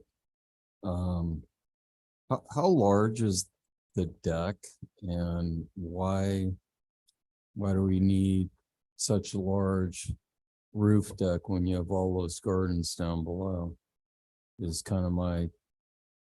That's a question. Well, it's a question, but architecturally, it causes this addition to not really tie in with the existing house. And, it's all flat versus, Right. or Asian or Japanese. And Well, so the intent was, you can see in the elevation that's on the screen now, the tree that's beyond there, that's a pretty big sycamore. And the idea was that because the site is so wooded, the whole nature of the site is about the landscape and the trees there. So that big mature sycamore that we're trying to salvage, you would be able to stand right underneath the canopy. And the idea of being able to walk out into that little area there over the garage and the deck off the master puts you in the landscape a little, much closer than you would be otherwise at grade. And, the clients really like that aspect of it. And it's a pretty nice tree. And it's got a killer canopy that, we just want to kind of be in the middle of. And that's really the intent of it. And instead of just having a pitched roof that you'd be looking over from that east terrace off the master. Oh, okay. I see it more in this view. Yeah. I didn't think I'm not sure if we looked at this. Yeah, we kind of ran through that one. Okay, no more comments. Dave, comments, please. Yeah, my initial reaction was the same as Robert's. This flat roof is difficult to resolve with the structure. I think you've done a pretty good job of it. That north elevation, for me, I would ask you to study that and find a different way to do the railing that maybe allows the flat roof structure to wrap around and not step up in one plane. But again, I think the mass bulk and scale is fine, that you're not impacting neighbors. I appreciate that you're respecting the site, preserving the trees, you're mitigating, adding trees. So although it might not be my cup of tea, no pun intended, I think what you're doing is probably acceptable. I would just ask you to study that north elevation and see if there's a better way to do that railing. Okay. Claire, please. Comments. Tip, please, comments. Yeah, I think, the scope of the project is fine. It's, the mass walking scale is okay. And it's just very difficult for me to understand the project with the drawings. I can't have a good feel for it. I'm just kind of guessing along as it would be great, but if you can show the elevation a little better next time so we can see how everything go together. Okay. 3D model. Yeah, just the way you shaded one section and the existing, it's just really difficult to read it. That's just my opinion. Okay. When I reviewed this project this morning, prior to the meeting, I'm quite enamored with it. It seems to me that if we have a very strong period piece roof, now the period is several hundred years old, 500 years old, but how do you deal with putting something next to that? We could extend that roof out and have a Japanese style roof on the entire building, which would significantly increase the mass bulk and scale. And I don't think it really makes sense. This is, I think, attempting to be diminutive to that existing building. And in that sense, I think it's right. I think the problem is that the simplicity and honesty of the existing building has not yet been found in the addition. And I think looking for some kind of a handrail system that would reflect the Japanese thinking or vernacular or detailing is probably more to the point. And then the question is, where does it start and where does it end? And I understand from the plan that why you're wrapping it around and making it small. I'm not convinced the building department's going to permit you to have a roof that without a 42-inch high guardrail. And I would You might be right. highly recommend that you go and chat with them right now to make sure that they're going to buy off on that. Okay. But I think that if you found the right way to deal with the area above the roof surface and bring that into the simplicity that is always implied in Japanese architecture, I think you would have a very nice solution there. So I think we should come, oh, and also the color white, please verify that it is as white. in the last 2 years, we've never approved a project that has an LRV over 84. And when I checked out Decorators White, I didn't look at the exact number, but I know it's much higher than that. So if that's existing, but please take out a color deck and make sure that that's it. Just so that. And so if it is in fact that bright and it's north of 84, does that, can we match existing or not? Yeah, I think so.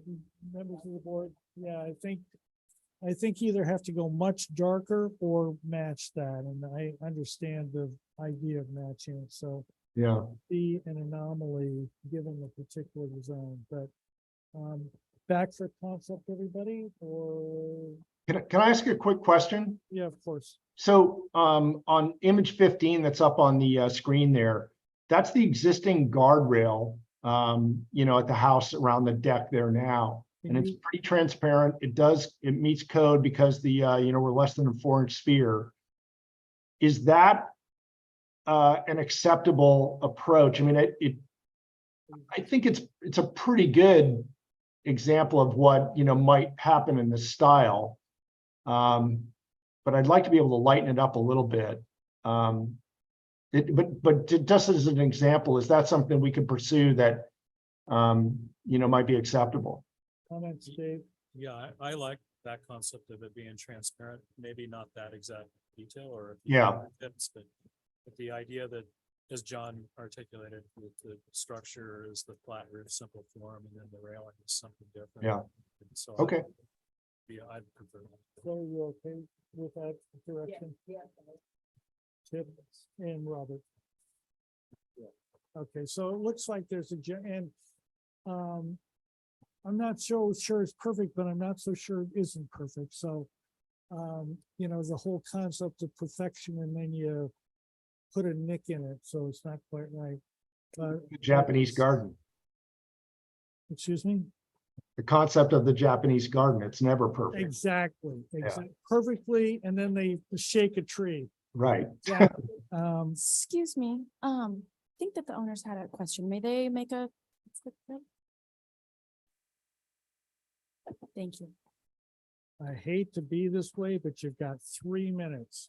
Okay. Please identify yourself. Matthew Take- Stotts, Thank one of you. the owners here at 775 Oak Grove Drive.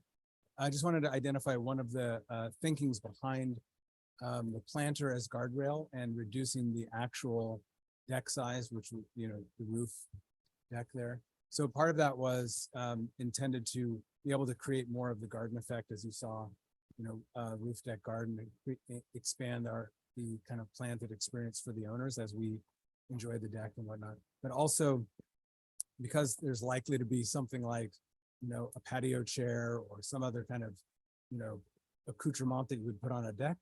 We thought that having the solid facing there, especially on the north side, would actually preclude much of the kind of social activity out there and provide both privacy for us as the users and as for our neighbors to the north.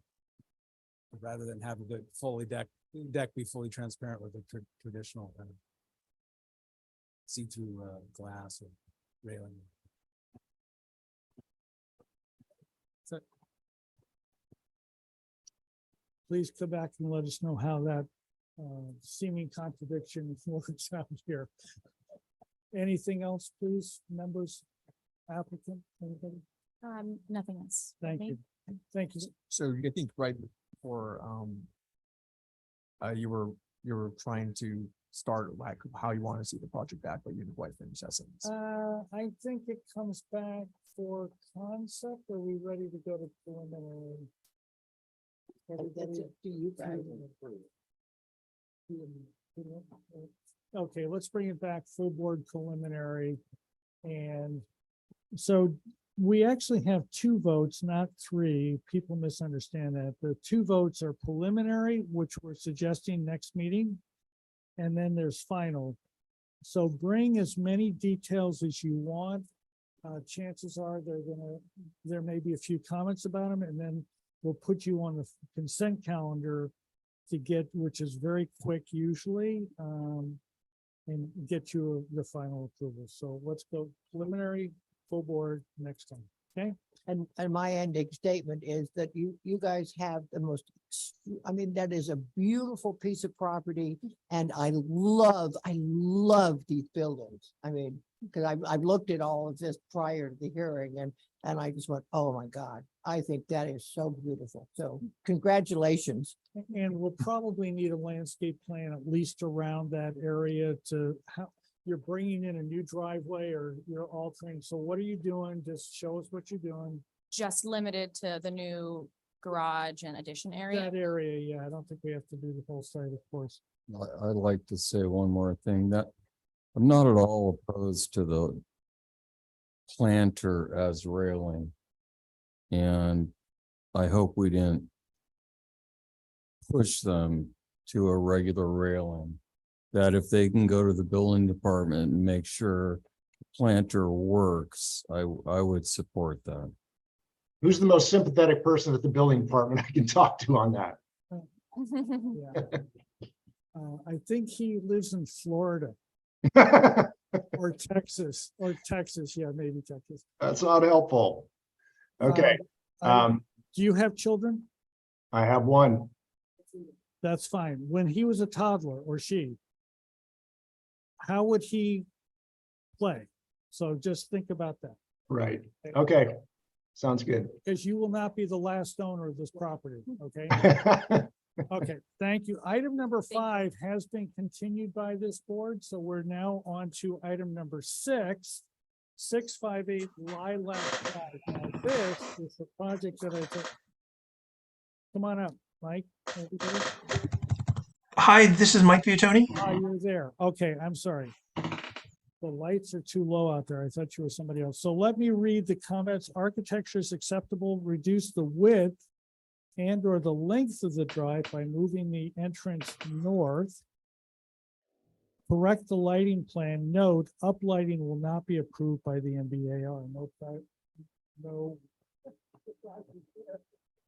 No action was taken. Okay, so we're back. Now, what's happened? There's been some ex parte going on I want to disclose here. So I think the board appointed Claire and I to go on out and meet with the applicant, and we did at least once. And then about how to resolve this driveway. And so when we were out there, I had suggested a different entrance from the south. Mike went back, obviously that did not hold water because it did not show up on these plans. But when these plans came out today,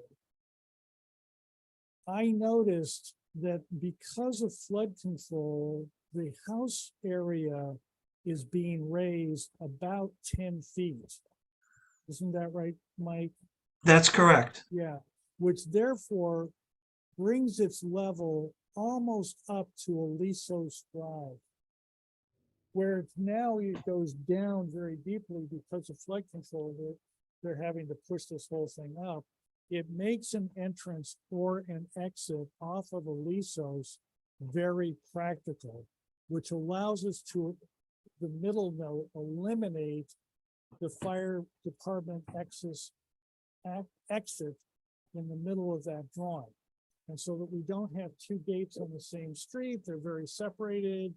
And I think it's gonna be more open. So the plan they submitted today shows the old configuration. I talked to Mike this morning. He sketched this out. So this is an alternative for the board to consider. That's all the board is. There's no done deal here, of course. So having that said, Mike, do you want to present the plans to us, please? Yes. John, this is Brian Banks here. I can help with this. So thank you for that, John. So the owner, Scott and Anne Marie, asked me to help out after the last MBAR meeting because we had all these seemingly incompatible issues with meeting the FEMA requirements and the floodway, fire department standards, oak trees, the MBAR comments about the driveway. You've done a great job of distilling all of that down because I thought, how was I going to integrate these late breaking plans? But I just wanted to let you know that we do have the owners, Scott and Anne Marie, on the line. We have obviously Sam Holroyd to present the architecture, which I think those comments have all been addressed. Obviously Mike, and then importantly we have Aaron and Alex from Montecito Fire. You know, and Aaron had drafted a letter, and you know, basically I was just kind of brought in to see if I could find a way to balance all of these, you know, land use and fire and MBAR and flood issues. It sounds like we might be on a way to a solution to that, and I'm not going to get in the way, but I did want to let you know that we do have the team here to answer any of those questions, and I believe Aaron and Alex have reviewed the concept that you showed on the screen today, and it's acceptable to them. I don't want to speak for them, but I think that is a solution that perhaps will let us move forward. So thank you. Thank you, Brian. I think I can summarize things. If I am wrong here, board, please speak up. I believe we have looked at the architecture several times. We like the architecture. And I think that the last meeting or two has been about this driveway. And I think if we focused in just on the driveway, they do have a landscape plan that shows how they can buffer the house from the street. I think that would be a good thing to do. And in reviewing the plans today, what happens is that this project had flood control issues all over the eastern portion of the site. I mean, it's just not possible to build on these. So therefore, the house is basically moved to the west, and it's moved far enough to the west that there's always going to be too narrow of a distance from the house to the street from what we would like, but they don't have a choice. So now the question is, and of course they have a right to build here. So the question is, how do we get that all to be integrated in with the community with this driveway? Okay. And I think if we focused in on that, not wanting to stop anyone else's comments, but I think to focus in on what needs to be addressed, I think that would be the smart thing to do. So, and I would agree with that, John, and just add that I think with that minor suggested change, if that meets with the board's approval, I think it would be pretty simple. Mike can whip that out as he kind of already has. It would be pretty simple for a landscape plan to be updated with that simple change, because predominantly nothing else around the structure changes. So we would hope that you would take that into account if it's acceptable, that that when we return, we would, you know, make those simple updates if everything else stays the same. Close, you know, this entrance and this entrance.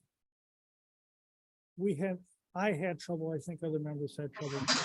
And what's happening is that they're potentially showing it up here. So there's a hedge right around here. Obviously, it can be modified and adjusted a little bit. Proposed hedge, yeah. So I think the question is, does the board prefer having these close together, or does it make more sense to the board to have this up here? And I think we're down to that point. If I am over speaking or overreaching, please say something, but I think that's where the board is. Yeah, well, Mr. Chair, it looks like we have a new proposal for the driveway in front of us, where it now that they've gotten rid of the lower entrance. That's gone now. No, it's right here. Oh, I thought that was now, but is there a gate there? There's a gate right there.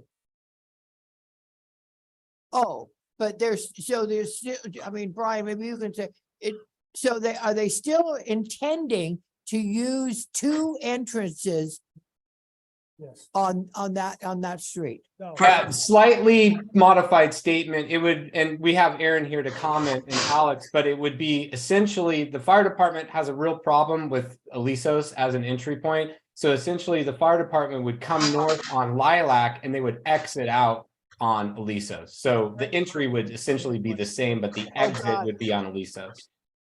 Well, in the other proposal, that would go that way. Correct. And we can put it out on the screen. I think now that you've seen the layout, you can see the proposed change. Still wants to be accessing in and driving out on that road. The fire department does not want to park its vehicles here. There's too much traffic. Got it. It's too hard to get in. They want their equipment protected and don't want to interfere with. Maybe there's an emergency, a wildfire. And so they don't want to be blocking the street. Okay? So, that's why we have two entrances then. Right. Yeah, I'm just trying to catch up, Yes, John, that's about fine. what, That's fine. because you and I, Right. for other people to understand, have talked about this several times away from here. Yeah, and I think if you go I'm to just trying to the now catch up that there's a new proposal on the table. yeah, if you go to the new proposal, I think now that you've seen the existing proposal, I think it's a separate diagram, whoever Dave or whoever's running. There you go. Yeah.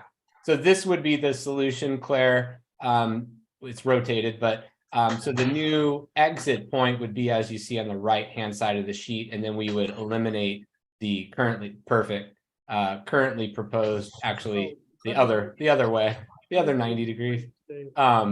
But I think you get it now. Yeah. So the exit on Lilac would go, and we would have a new exit on Alisos instead. So it would come up like this. And Okay, then my question would be then why, if we have the entrance up at the top now, why can't the fire department go in and out of that entrances and out, not all the way down the driveway, but just out the upper entrance? Getting rid of that length of driveway. Lucky enough, we have Aaron here. And he Well, could talk at the time. I can say that it would be too tight of a turn for the fire trucks to be able to use that upper exit point. If they're coming in off of Aliso and then driving and trying to get out, they couldn't do that. so what he's saying is I coming think I up got it. here, turning right, he can't get around that corner like that. Right. And so he's expecting to come up Lilac, I can't remember the street to the right over here, but he's expecting to come up here, not up over here like that. So he can't get, this is a 270, not quite 270 turn. Correct, Aaron? Yeah, that's, can you hear me? Yes. Yeah. Okay, so yes, that is correct. It would be a impossible turn for us to come up.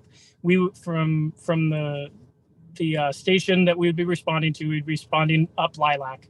So we'd be turning right on Alisos, and it would be almost impossible to make that turn. In addition to that, the hose poles would be too long from that Aliso. So if we spotted out on Alisos, we wouldn't be able to meet our hose pole requirements. So we do need to get closer to the structure, and coming off of Lilac allows us to accomplish both of those items. Okay. Without having to back out onto streets, and especially Lilac, that's just not an option. So this has been an odd ordering of presentation. I'll say, yeah. Whatever, you should have seen our site visit today. Well, you hit the part. This is the important part. So thank you for jumping in and doing So that. does Thanks. everybody have enough information here, or do you want more of a proposal before we start considering this? Yep, Dave, you're good. Tip, you good? Robert, you haven't seen it before, but you good. And Claire? Yeah, well, yeah, I mean, I'm okay with the proposal, but then going back to our world, what, for me, I mean, the proposal's okay, but then that means, in fact, we're back to what my original concerns about all of this was the length of the amount of paving that had to be done in order to have it. And so for me, I mean, I'm okay with the proposal, but then what do we do? I mean, we've got a road now that goes through the entire property. Okay, so may I suggest that we ask questions, get answers, and then you can make comments about that. Okay, that's fine. There Yeah. might be a question, can we take that southern driveway and bring it farther north? That might be a question you want to ask. But let's do this now in a more orderly way. So Yeah, no, I know. You're the one that started it yeah, out of order. I know. I mean, it's all my fault. It always is. you know, Okay, so questions. Is So there- we can go, yeah, if we want to go to the existing, so this is our proposed maybe potential solution. If we can go back to the existing. So one thing to note, and you know, we have Mike and Sam here, but predominantly the majority of the driveway where we can get up the slope and it gets flat as we move north is going to be gravel. So it's not going to be a paved driveway. And that comment what came from the last meeting as well. So it has been narrowed from the previous MBAR presentation, predominantly the same configuration, but we are able to, because it's flatter up towards Alisos, to do gravel there. So it's not like we're going to have a strip of highway. It's going to be a gravel, you know, appearance. And then of course we've got the landscaping. So there's really nothing we that can was do my about the concern configuration. before, that we had this long paved driveway. Right. We've got it to be gravel now for the majority. I don't know if it's, yeah, it's probably the majority, because again, it's at a slope that the fire department will accept as a gravel, a base, and then a gravel over the top. Okay, so Brian, can we go to our questions and all that? And Yeah. okay, And so- I want Sam to answer appropriately for architecture and all of that. So go ahead. So Claire, questions? Questions? I'm looking to see what questions I have. But, well, I guess my question is for the chairperson. Are we reviewing this plan, or is there going to be another plan that we're going to look at? We have two plans before us.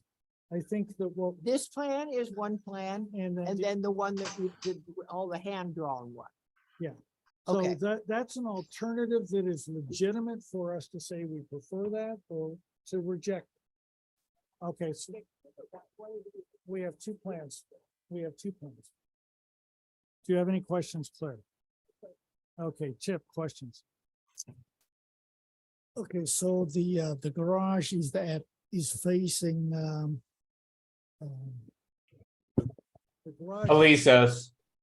and what that street in front, Elise, it's facing at the north is Alisos. So I guess my question is, if the garage is that location, and if you're putting a new entrance coming off Aliso Drive, then what the point of going all the way to Lilac? The fire department brought up the point that if they stage off Aliso, it doesn't meet their hose pool requirement. The other thing we need to think about is just how far away that south end is.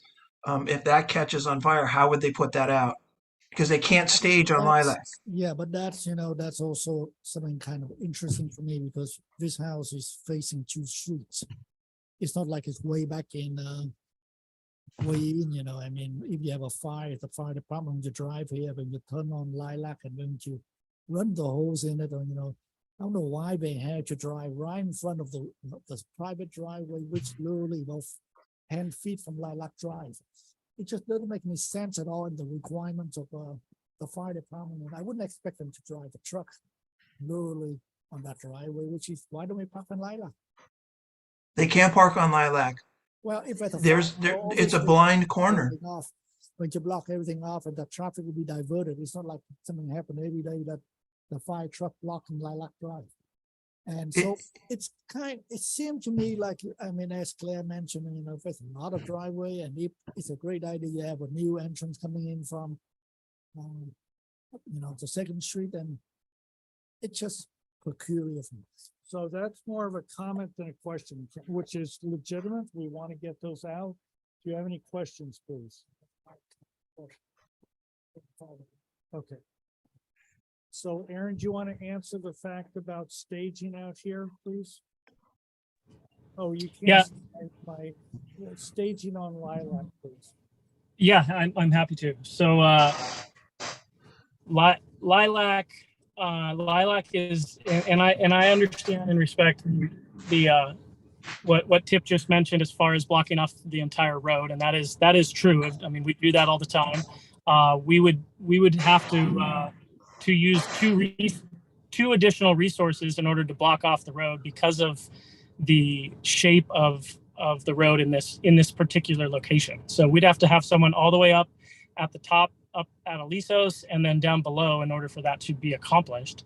And that's just a delay. And whether that's a delay because it's a medical call or a vegetation fire or a structure fire, we try and minimize those delays. So, with all of the limiting factors with this project, with the proposed ADU down even further down below, that's just an additional delay coming in from Aliso. So it's a unique structure. It's uniquely positioned because of all of the land use and flood restrictions, as you described. I mean, it's too close to what you would want on Lilac, which impacts our ability to get down there and turn around. If we could set that further back on Lilac, we'd have the ability to actually make an adequate turnaround down there. So I think, there's a lot of different ways we the fire department can accomplish what we need to do. And yes, we'll do we'll take the road, we'll take both roads, but it's that, every time we do that, it's more unsafe for us, the responding emergency resources.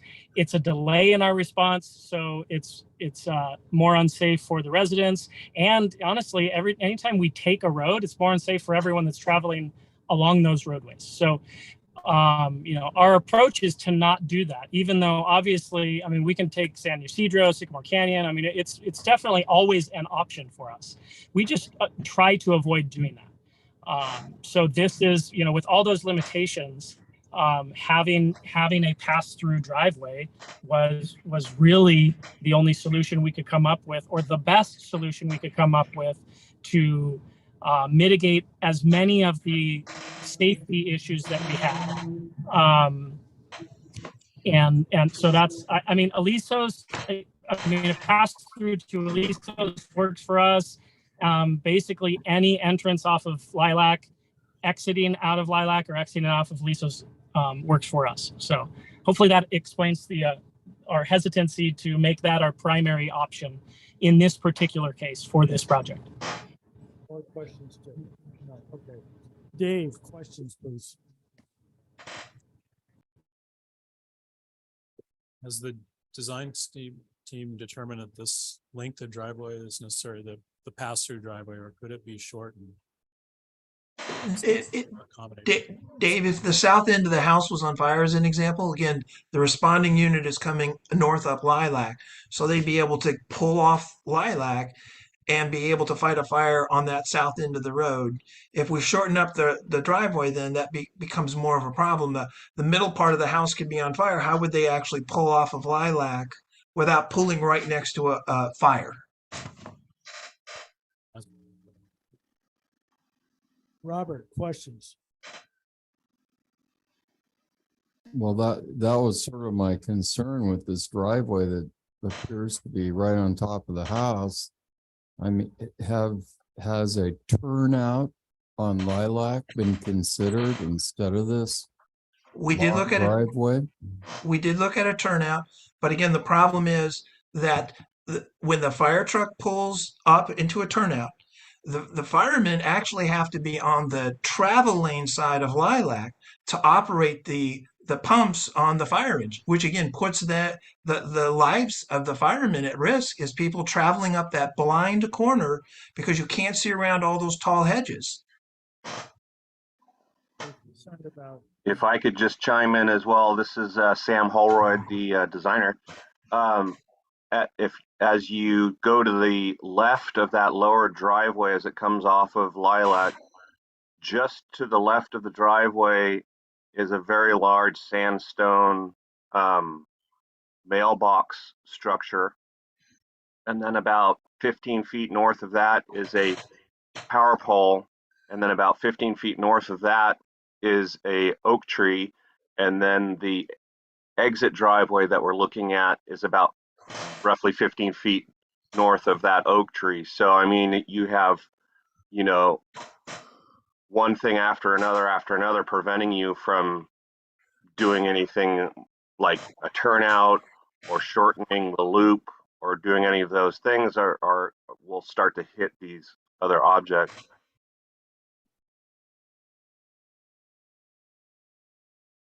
Okay, so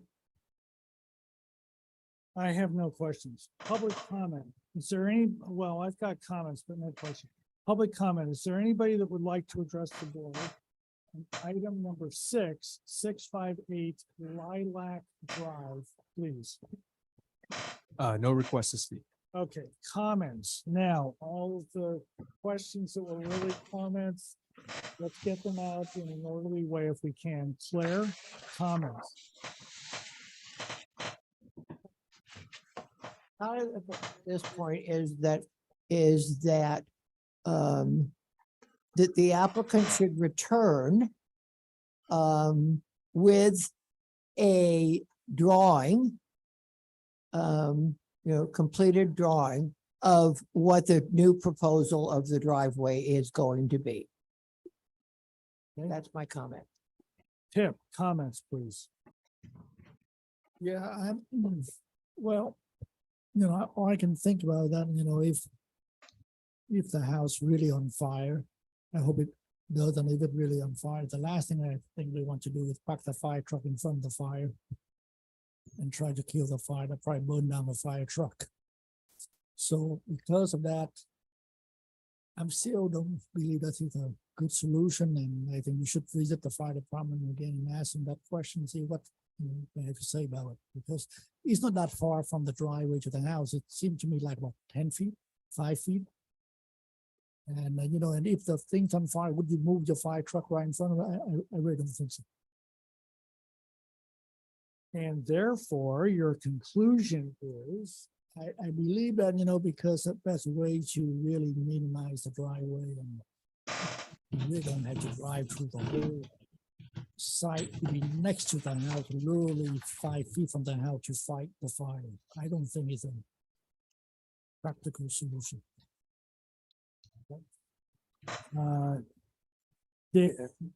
Claire, do you want to?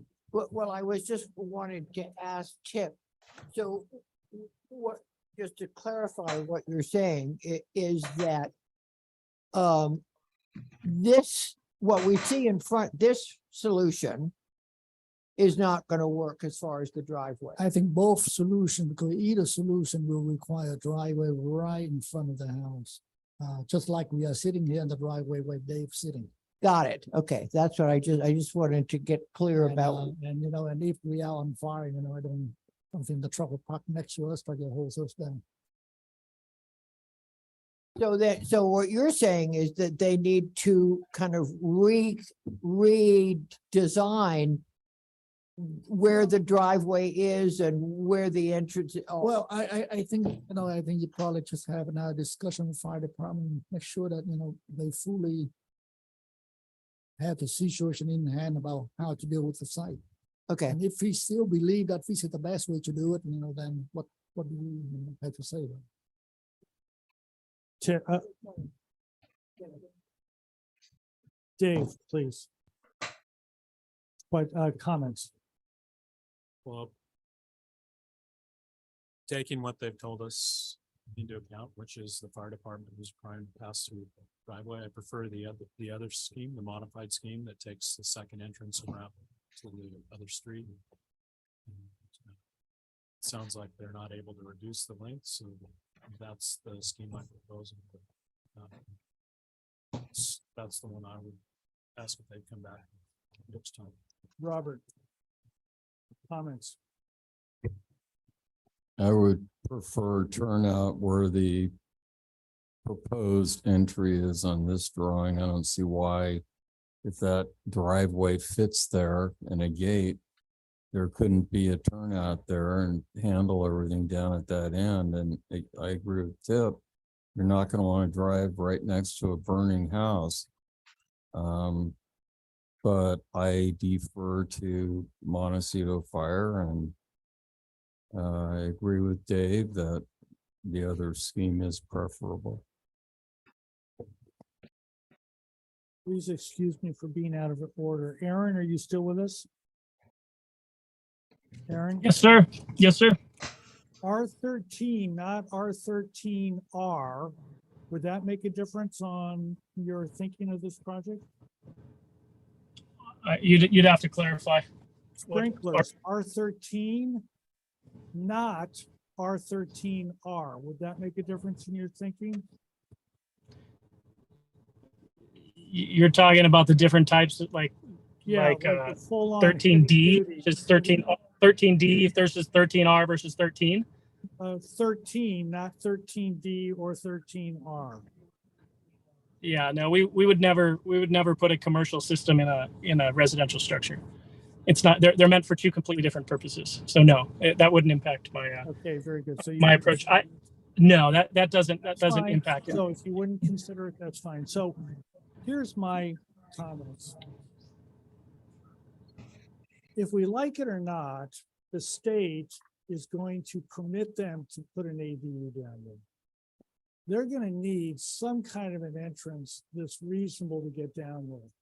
Let's say there was some kind of an entrance here or up here, still they need to come down here or come this way in order to get access to this.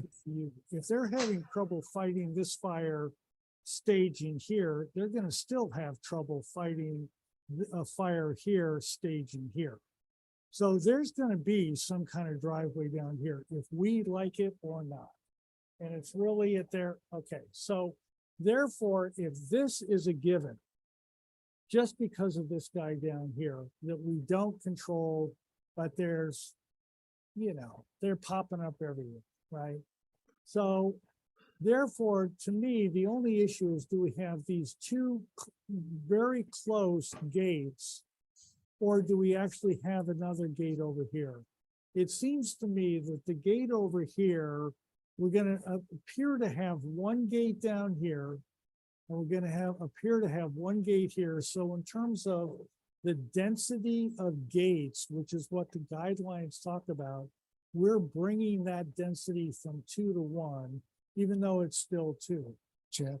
Yeah, yes, Can I please. just real quick, I really don't believe that you had to have a driveway next to the ADU. A lot of them require you to do that. It could be anywhere as long as the parking is on site. So that is something that. No, it's fire protection. Yeah, for fire protection, same thing, you know, because this is really on the street. This is not a deep site that we've normally seen that you have to drive through the house and feet to get to the site. This is parallel to the street. The house really parallel to the street. I don't know why they had to drive through. Okay, so This is really naked, right? Never seen them require something that how you can see from the street. Especially now you raise the 10 feet up to for the flood control. yeah, well, they're now basically at this level, not quite, they're a little tiny bit below that level. So no, that's fine. I mean, I'm want to get this hashed out as much as we can. So my question would be, Sam, Mike, and the owners, is it possible to bring an entrance up in here somewhere and come up and therefore save all of this? In terms of, Can you bring up a map where we can see where you're pointing to? no, they can't see my pointer. So right up in here somewhere. Can you see that, Mike? Yeah, and I think that's where there's an oak tree and a power pole. Okay, Yeah, that's exactly right. That's the power pole shows in that plan, in that traditional symbol for a power pole. It's can you? it's right where the stone transitions to gravel. Can you? You see that under the hedge? Yeah. You might want to go to the actual site plan rather than landscape plan because it's got the Let's survey stay underneath. here. Let's stay here. So is there a way farther north from where you're proposing that you could bring that southerly exit into the property that would work for you guys, please? they're coming, the fire engines are coming up Lilac. Right. So if they're pulling in further up, they're literally, could be literally pulling onto, and right next to a burning building to get off of Lilac, where their fire crews would not be in danger of being run over by a car, which then would necessitate them, if that's the case, the middle of the house is on fire, the whole thing's on fire, they would literally then have to shut down the road to make it safe, which again then takes 3 different trucks to be able to do that, taking longer to actually get started putting the fire out. David, can you zoom out now, please?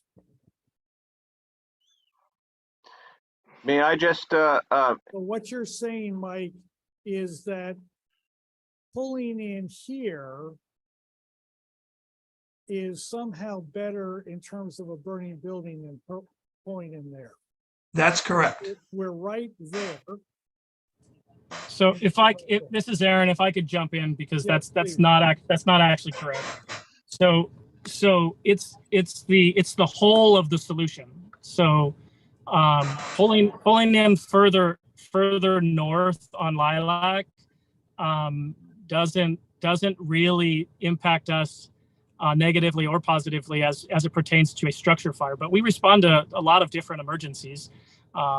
In fact, the vast majority of the emergencies we respond to are medical emergencies, and you're going to get a fire engine, a paramedic squad, and an ambulance to that. So all of them will utilize this driveway. So we will pull right there. I mean, I can't speak to the topographical limitations to moving that north. I will say that the further north we go, and yes, we don't have to have a driveway right next to the ADU, but the further away you get, you move access, the greater delay there is, regardless of which type of emergency is occurring. So yes, from a structure fire standpoint, moving that further up Lilac is it's not here nor there. It's not going to impact us negatively or positively.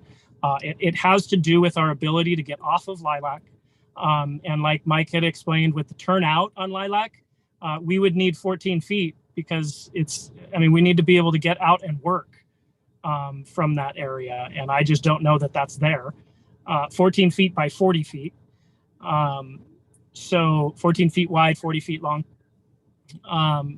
So anyways, I just wanted to clarify that. Moving that up further north does not impact our ability to get off the road any more safe or less safe in respect specifically to a structure fire. But it does, we do respond to many more emergencies that we would be utilizing this driveway for. I just wanted to make sure we added that to the conversation. Mr. Chair, I would suggest that this is a review board here, and these are all issues for the applicant to deal with. And for me, I just going back that I think whatever the applicant has worked out with the fire department, they come back with that plan for us to review so that we can attach that to the entire project and have the project move forward. That it's not our job to sort out where the fire department can go in or out. They've already said that they want to go in and out where down at the bottom, and then we end up with this long driveway, and they're going to go in or out up at the top. That's what we've got. That there isn't anywhere else to go with the project other than follow what the fire department is saying they can or can't do. Okay, so may I finish, please? So Scott or Anne Marie Dunaway, are you on, please? Are you here with us? Hi there. Yes, we're here. Our problem has always been, Dave, can you show this so that they can see it?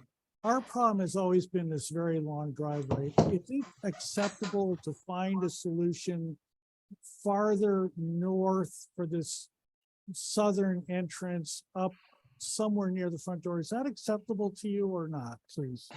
There's a utility pole there that has caused us to have to push it down. So we did look at that initially. We've looked at literally every scenario. And you're saying the width of okay, and there's a utility pole and an oak tree, right? That's Right. correct. Okay, so can you zoom in on that again, please, Dave? David? John, if you wanted to go to the photographs page, you can see. No, let's just Okay. look at it here. I'm trying to get this thing finished up here.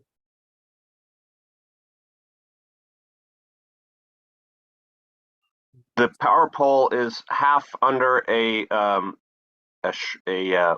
hedge, street front hedge. Okay, yes, You see it? yeah.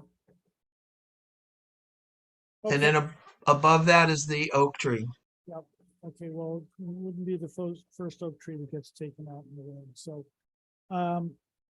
members of the board, we have seen this project numerous times. If we can, David, can you zoom out all the way, please? If they, and then show, if we ask them to do that and eliminate that, how many people can vote for this plan, please? Straw vote. Tip, yes, no. Tip, Robert, 2, Dave. So everybody on the board would approve that. So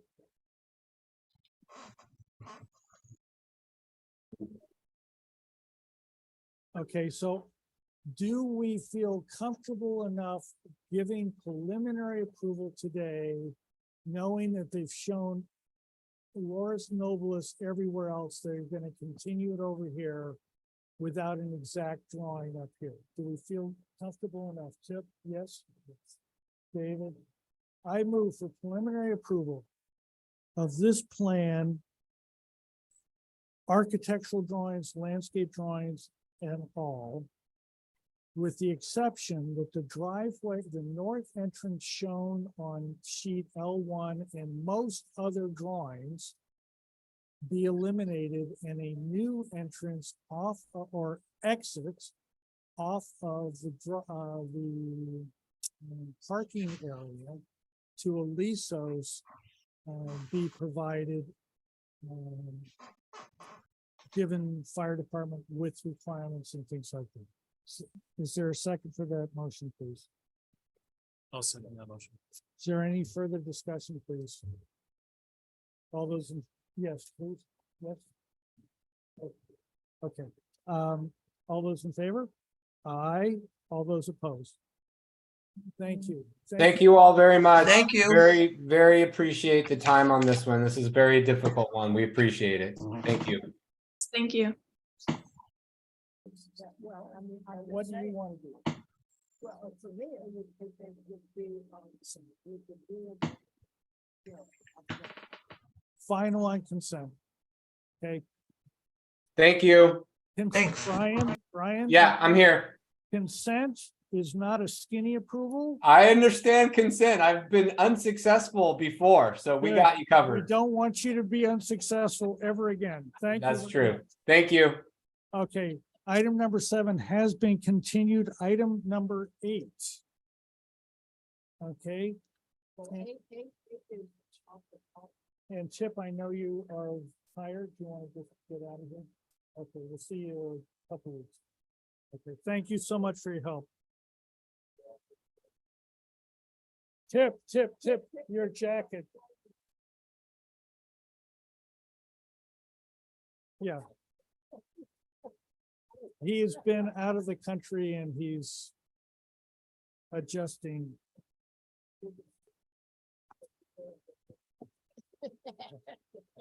Not enlightening, but entertaining. Okay. No, there's 2 items. There's the Warner Group. So this is the project on Riven Rock, right? And then there's a project up on Hot Springs. So we're now here. but this has been continued. No, 7's been continued.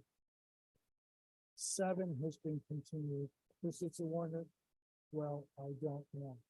Okay, so sir, please go ahead. So does everybody know this? Have you seen this project? Okay, please go ahead. So you were on for preliminary today. Correct, yes. So I'm Drew Shear, architect of Warner Group Architects for the owner. Since our last hearing, we've made no real significant changes to the exterior of the architecture. However, we've sort of reworked the rear yard area and redeveloped some of the landscape, providing more clarity and detail over that. We developed grading and a drainage plan to complement the landscape, and we've also provided in this set a structural engineering plan. Yeah, so in this set, we've also provided a structural engineering plan which shows the framing sizes of the exterior columns and beams to help give some clarity on that, because that's not all called out on the architectural sheets themselves.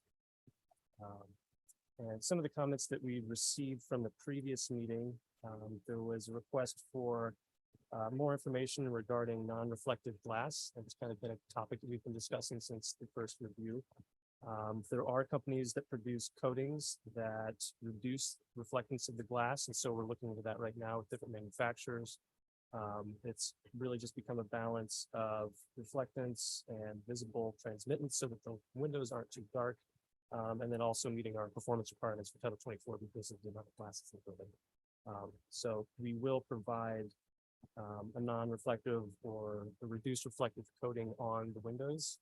We're just simply researching the specification for that currently, so we'll have that shortly. Some of the fencing has been revised along the perimeter of the site. And so we now have a more articulated fence that's along the north and south. What sheet number, please? That's a radically different fence than what you showed Yes. before. We can scroll down. It'll be on the, Do you know what page it is? not offhand. It'll be in part of the, it'll be in the landscape sheets at the very end of the landscape sheets. Go down 2 sheets. One more. 15. 15. Yeah. So what you see at the top is the fencing that would go along the northern and southern boundaries. So there's a private drive along the north and Riven Rock Road along the south. So this would be the fencing proposed along those 2 boundaries. It's a C channel essentially that maxes out at 6 feet in height above grade that are sort of stacked, and then they're attached on alternating sides of the posts as it moves down the site. We've extended the spacing between the posts from 7 feet to 18 feet. So it's a much more linear, more easy transition down the site. And then the same thing would occur along the southern boundary, excuse me.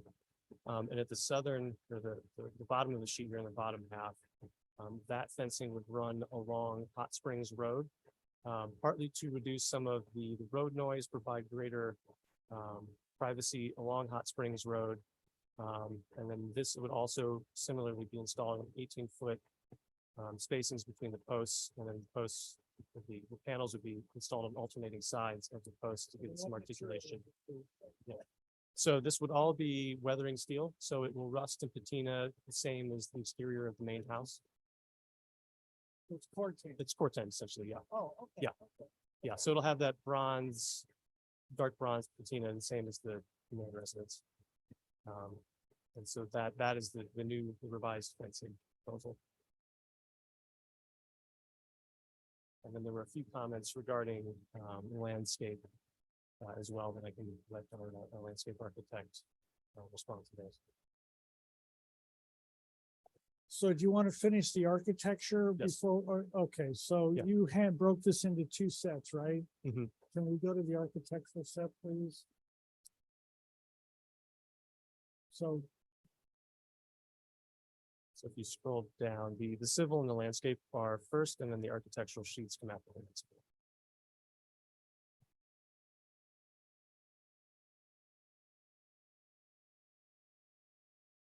Keep going. Oh, so it must be in the second. Yeah. yeah, it's in the Right. second set. So go ahead, please. Okay, well, we really haven't made any, like I said, any material changes to the exterior of the building. As you can see here, these are the same renderings that you viewed before, and I have a print off here if you'd like to see it a little more up close, because you can't really quite read some of the detail from this distance. And we also brought a potential glass sample, because I know we've been speaking about that quite a bit. And I can hand that to you if you'd like to look at it, a physical sample. So no changes to exterior finishes, the design and the layout of the building orientation is the same as the previous hearing. Stop. Yes. Yeah, I'm not you, Dave. Oh, Dave, okay. Yeah. So would you explain what those little dots are in the middle of those squares, please? Yes, so if you notice that red grid kind of moves along all of the, it's overlaid on all of the floor plans is a 7-foot module, and that's how the building has been laid out and designed. And so in the middle of each one of those is a single can light. So those are spaced within that 7-foot grid in a regular interval.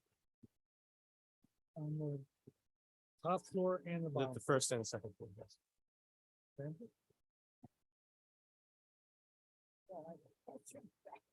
Okay, well, that's good. Okay, thank you, and just keep going, please. Anything else you want to show?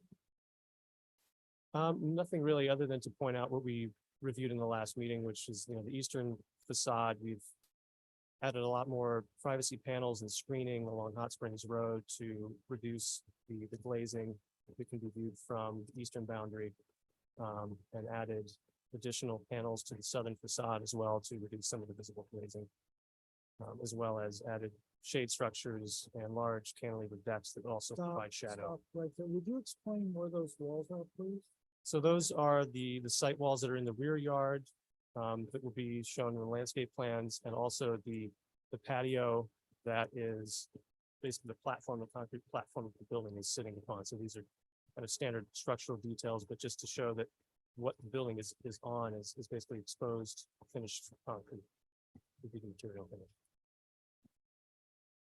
Anything else you want to chat with us about?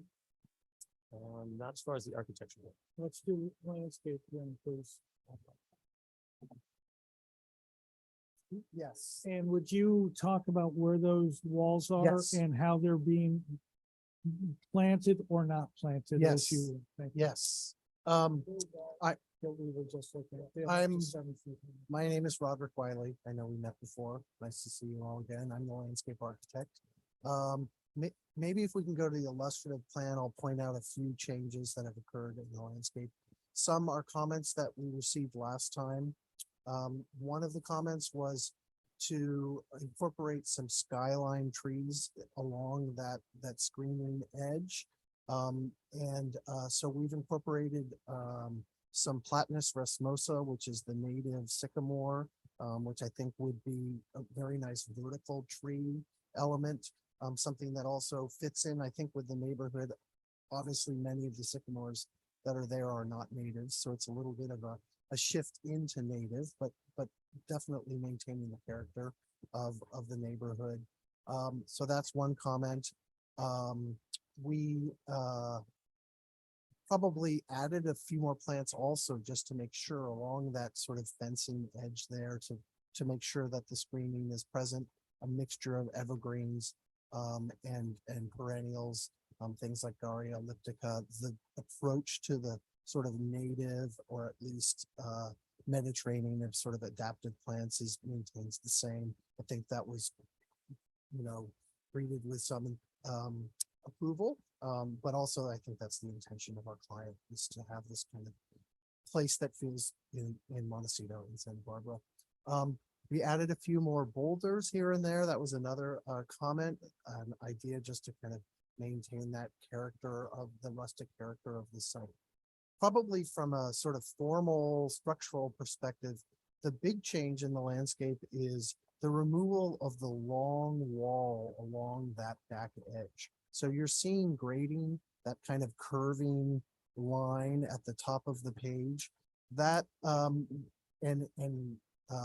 sure we have the older plans, and I know you spent time looking at them, but there was a wall that kind of extended along there.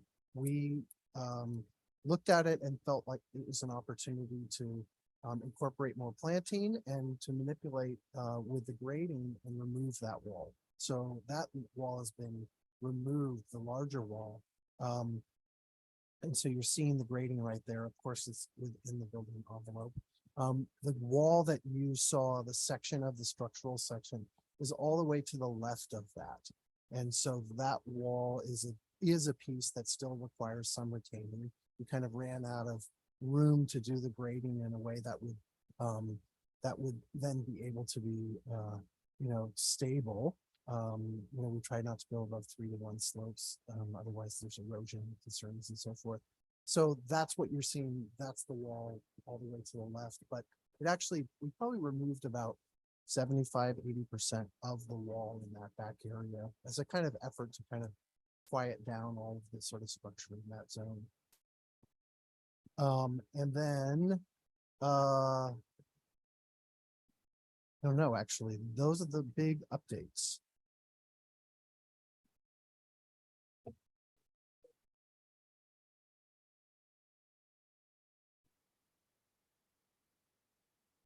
No, 7.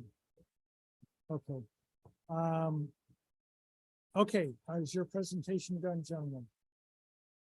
Yes. Okay, questions? Robert?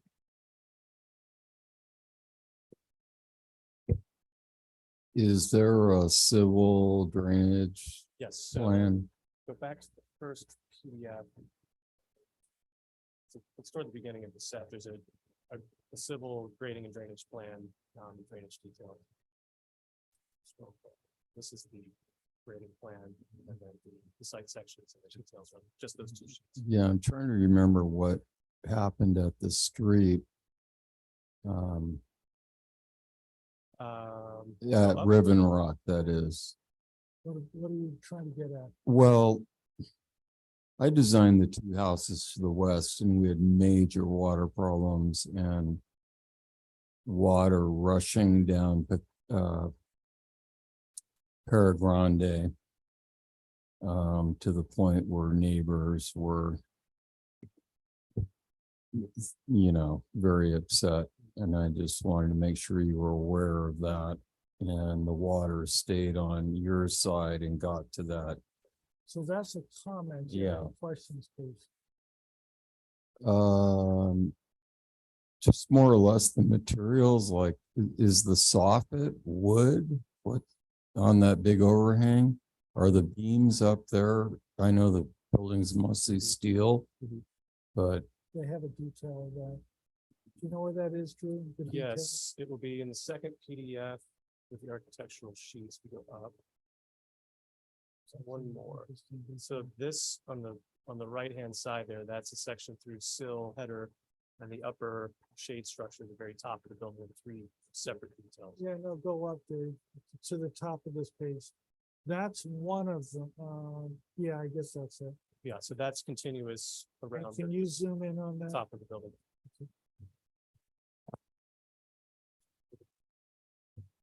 no. So at the exterior of the building, all you read is that same 410 structural steel. All the components are just pre-manufactured lengths that are cut and welded on site. Okay, no more questions. Claire, questions? My first question is we have a long wall running along Hot Springs, correct? The wall that the landscape architect is now talking about is a different wall, right? So there's a fence that goes around the perimeter. That's what I spoke about. What Roderick mentioned was just in the rear yard. There's an area where we're housing mechanical equipment and storage that's kind of bunkered into the hill. And part of that design requires us to design concrete retaining walls to hold back the earth and allow us to push that program into the natural grade. So it's not Great, coming yeah, up out of the ground. yeah, because and we then we were would- questioning questions. Right. And I'm not allowed. Yes. So And- I got confused, Okay. and that's why I asked the question about what wall we were talking about, Okay. because prior, when we started talking about, we were talking about the long wall, and you said that that was going to be Cortens and stuff. So then when the landscape architect got up and started talking about a wall, I went, well, we've already talked about that. Yes, yes, So this was this just- is yeah. a brand new wall then. Right, so we kind of redesigned, as you mentioned, the rear yard. So before we had a long continuous concrete retaining wall that basically made a big C shape all the way around the east and west and north ends of the rear yard. And so Got it. we've kind Okay. of pulled all of that out except for the portion in the northwest corner where the program for the mechanical and the storage space will be located. The rest of it will be handled with grading instead of Okay, retaining wall. great, okay. So that's one of my questions. We're all still in questions and I can take off wall. I don't have a question about that. The chair brought up that the thing about and then you responded with the can lights. Can we go back to that same sheet? That'll be in the second PDF. PDF 6 and 8. In the architectural section. Right. So what you responded was that in each of those little squares, that's going to be a can light. Is that Yes, it'll be correct? a 3-inch can light there. Okay, that's what, that was another question. I'll make comments to that. Right. Oh, there was the other thing over here. So these are landscape things, things.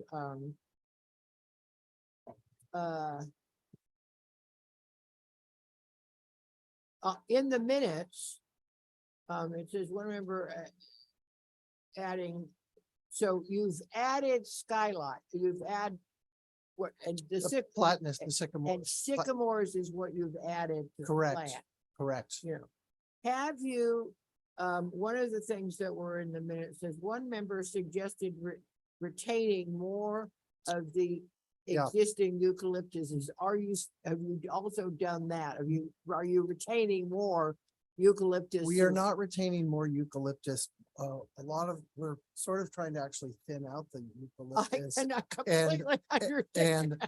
But I think I understand the comment to be that having some kind of vertical canopy or habit of the trees would be, would help with screening and character. And so our strategy is to incorporate the sycamores as well as keeping some of the eucalyptus, but to thin them out. So that was I should have said that earlier, but that was our design direction. My question then, because I want to do what the chair wants me to do, which is ask questions, is can we go back to the planting plan?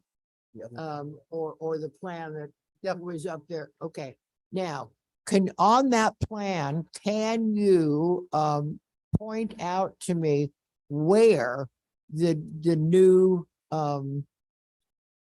not the eucalyptus, but the sycamores are going to exist? And I think, David, I think you're probably going to have to pull out or pull down. Yeah. Yeah, I think we need to go to the planting plan. Right. So okay, perfect. Yes. So they're all along Hot Springs Road, the addition of those sycamores. And the symbol is a kind of medium-sized, yeah. So, but essentially answering my question, those sycamores they haven't been added anywhere else on the property. Correct. They've just been added there along that section, Yes, right in there. We've put up, right. We've gotten rid of the little X's, which are the dreaded trees that we have there. That's indicating the ones you've taken out, and then the sycamores are going to get planted in kind of in that general zone right there. Yes, and I think you know the property, but more or less the eucalyptus are concentrated on the north side, and on the southern side is kind of a oak savanna, I'll say loosely. Yeah. And so we don't want to incorporate the sycamores into you probably agree, but that's our thinking behind it. Yeah, no, that's fine. I was just trying to really get in my mind where these were on the plan. Yep. Yeah. Okay, those are all my questions. Dave, please, questions. Do you have a specification for those can light fixtures? There's a CSL light that we really like. It would be a frosted lens. That's I can add that to the plans next time. That's what the lumen specification. Can you say what you asked again? The specification for the, What he's Lights. getting at is how powerful are how they? powerful and the Right, so size of the aperture, all that. so the aperture is what we're looking at. I can add it to the plans for the next step here. It's a 3-inch aperture. It can be directional.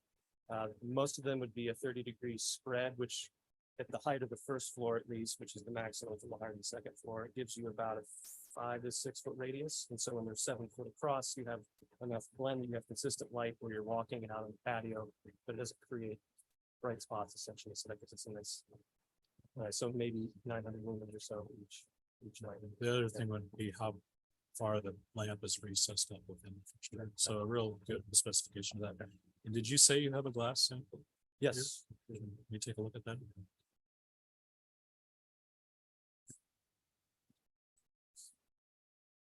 And so what is this demonstrating? So this is just.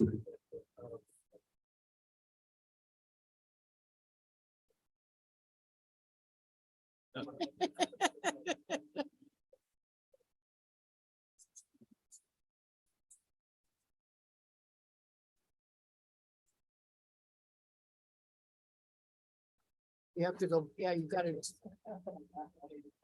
You're not being Danny might recorded win without out one. So yeah, so the glazing, because of our performance requirements, it has, you can see some noticeable tinting to it. It's not clear float glass like most people would prefer, but this is one of the thresholds that we have to meet. And so this is an example that we may or may not end up using. It's basically an outer layer of tempered, there's an air gap, and then a laminate on the inside. So it's dual glazed, but there's technically 3 pieces of glass, and then there's 2 layers of below you. And does this have a lower level of light transmittance?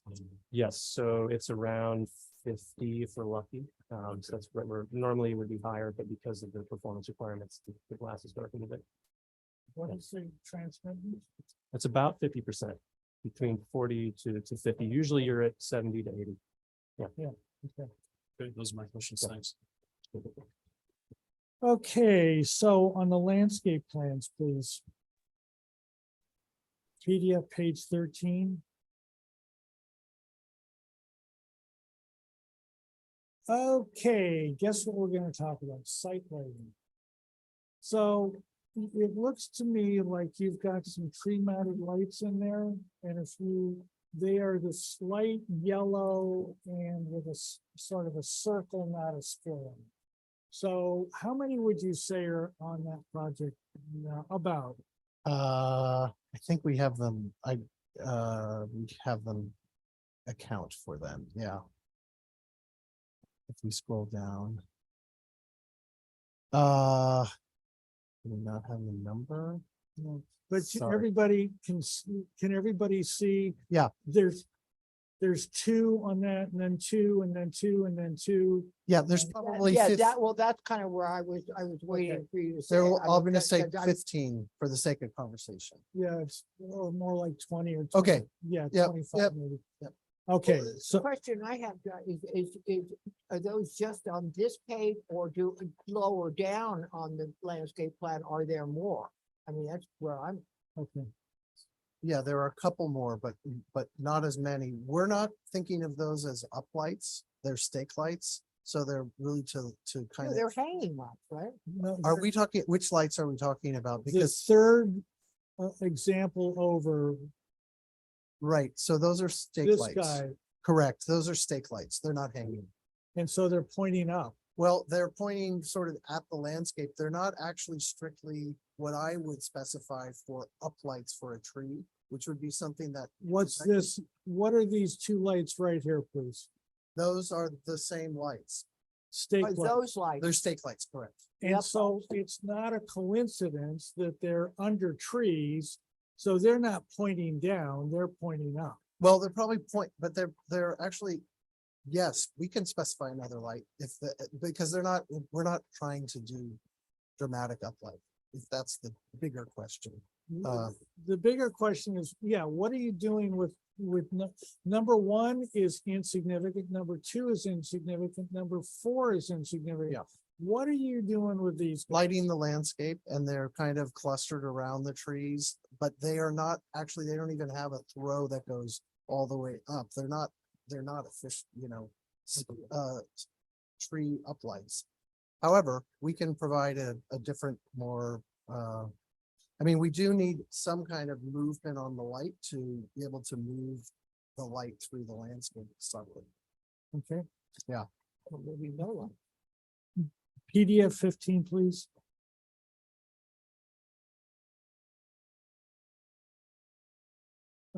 Okay, never mind. That was answered. On the architectural set, please. It's actually on either set. The site plan, which would be PDF number 1. In the upper left-hand corner, you have a fire department exit or access. You also have one in the lower left-hand corner, but you have a turnaround.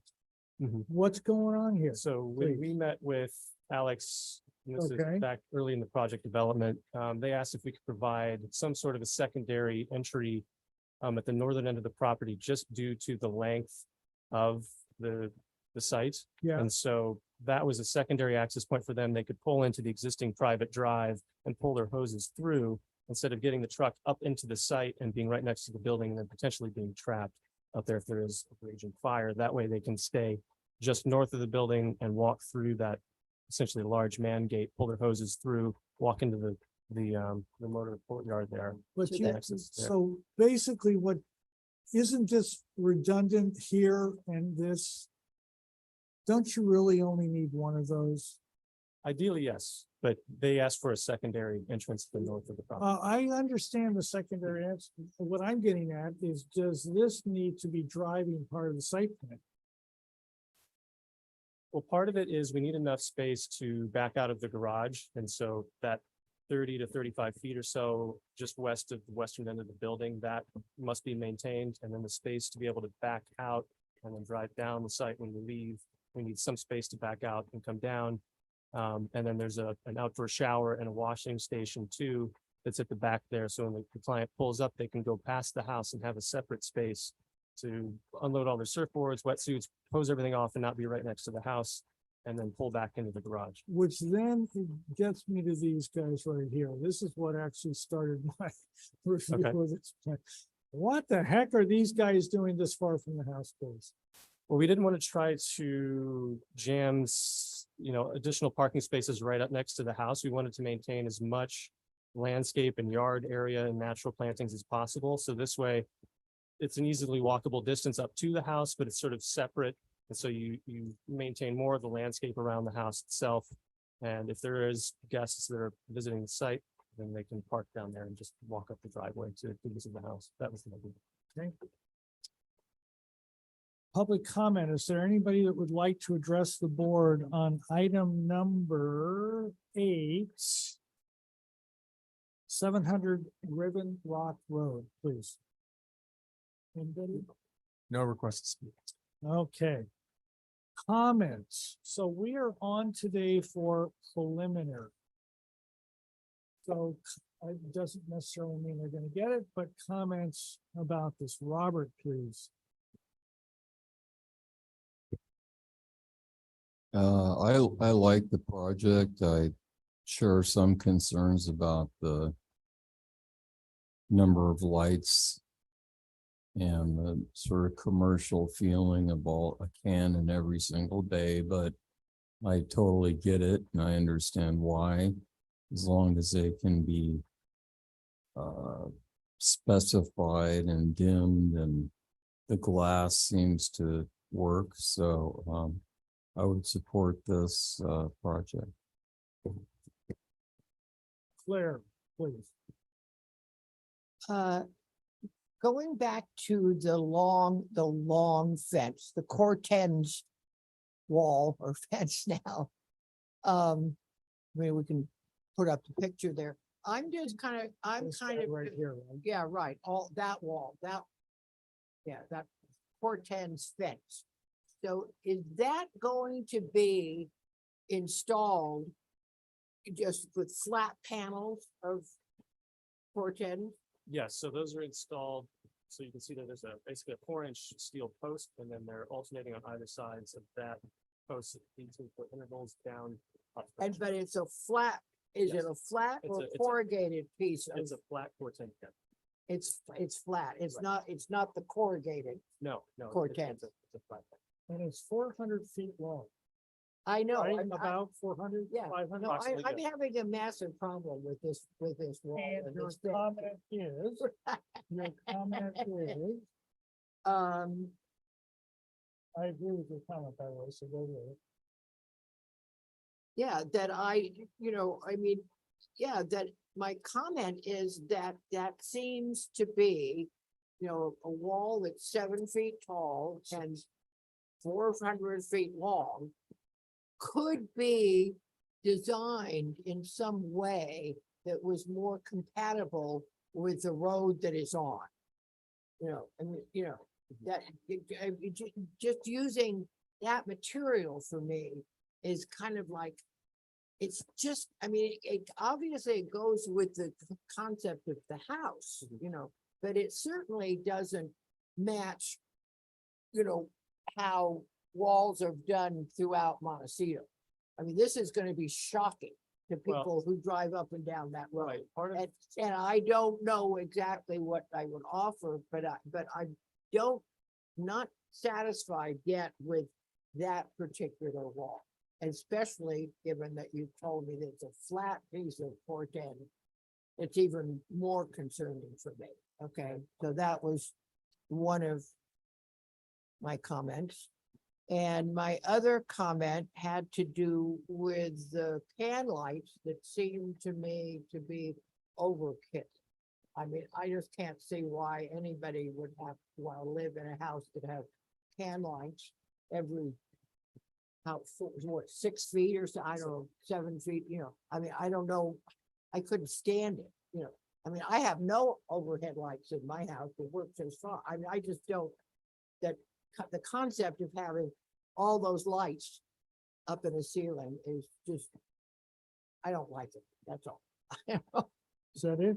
Yeah, those were my comments. And David, please. Dave, please. On the fence, the way I read the landscape plan, it looks like it's not visible because you have planted on the other side. Is that correct? Correct. Yeah. And I was wondering if we could bring up the sections of in the landscape set of the proposed planting and fence. There's a section through the. Yeah, if you go up, there we go. So you will see, but little pieces of the fence. That's the intention.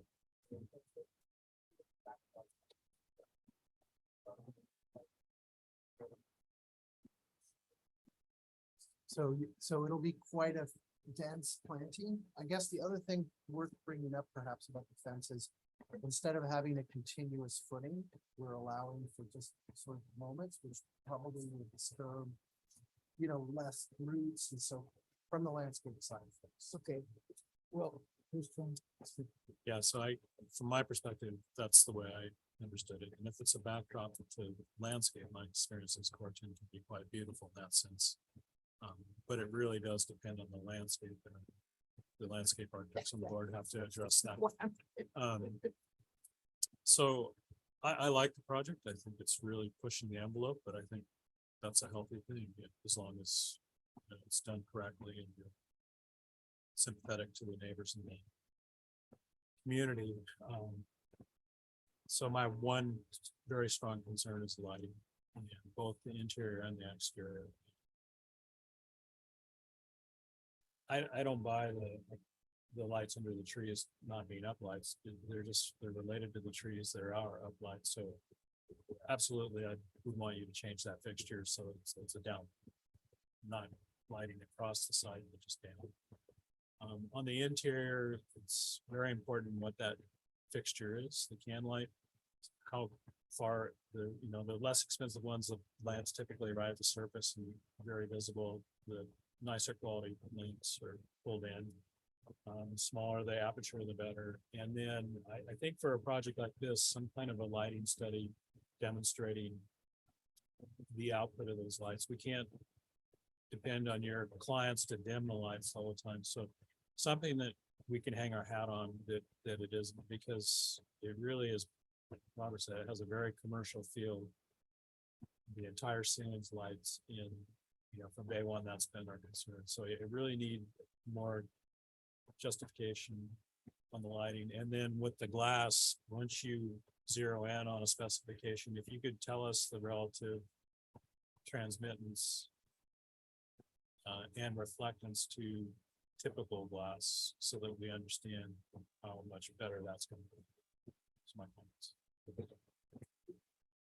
Well, we have all focused in on the same thing. I don't see any justification for a commercial lighting scheme on this, on the interior. It seems to me that if you have floor lamps and table lamps and things like that, you get a glow of activity over here, and then it kind of gets a little darker, and then maybe another one over there. But you don't, what you've done is create an absolute uniform lantern effect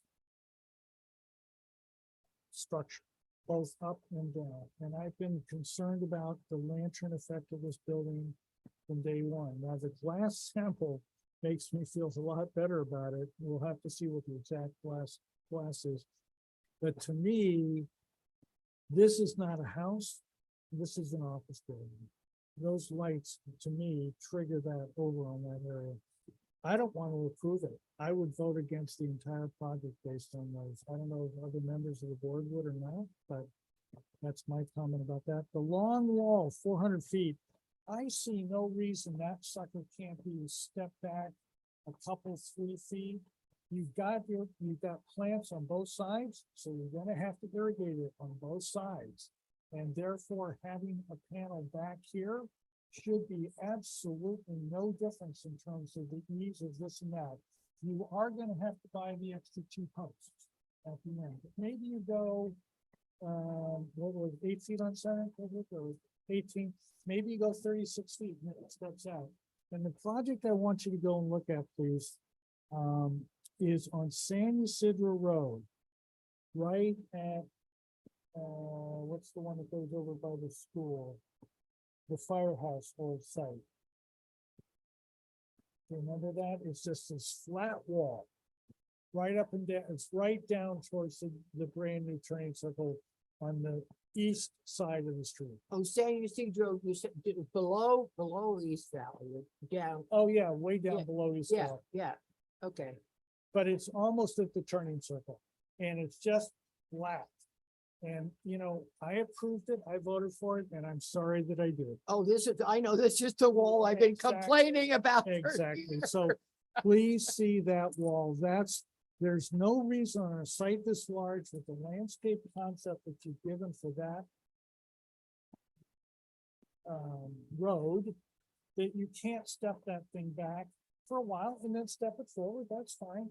But, and so that there's some variety as people go through it. It's also going to give you the opportunity to get a human gate through the stepping point so that you can actually maintain the outside, which you cannot easily do with the plan that you have. So, Mr. Chair, could we go back to the landscape plan that shows where these plants are being planted along the exterior of the wall? is that it right there? I mean, yeah, because I haven't, Can you okay. zoom in on the? zoom in right on next to the hot house spring? right in Yeah, there. right there. Yeah, on the right in. hot spring, Yeah. so.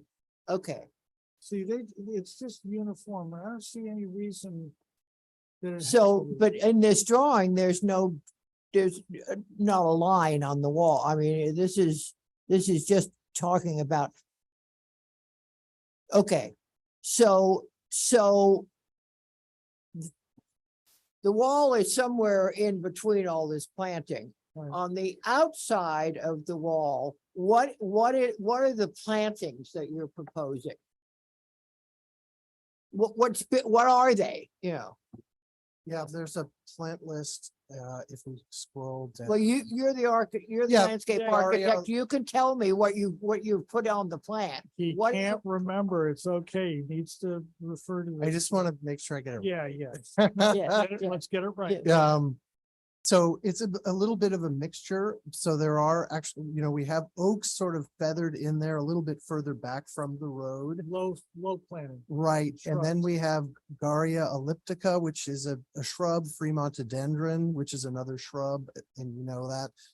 Toyon, which is also, it's a mixture, but primarily evergreen. But we do want to incorporate a little bit of seasonal color, but not in the shrubs, so that green sort of shrub palette maintains. all Yeah, year round. why I'm asking Yep. about looking at the landscape plan and asking about, this is somewhat response to your, how you responded, is why I'm, asking now to know what plants you're going to plant Yep. in front of that wall. Yep, You know, so it's the yeah. Garia, the Toyon, the Fremontodendron, and then there will be lower even some Muhlenberger Rigens, some grasses. So it's layered, much like, in a way, the section, if we could go to that again, illustrates it, but there is a planting plan that's very Yeah, specific. but the reality is now I think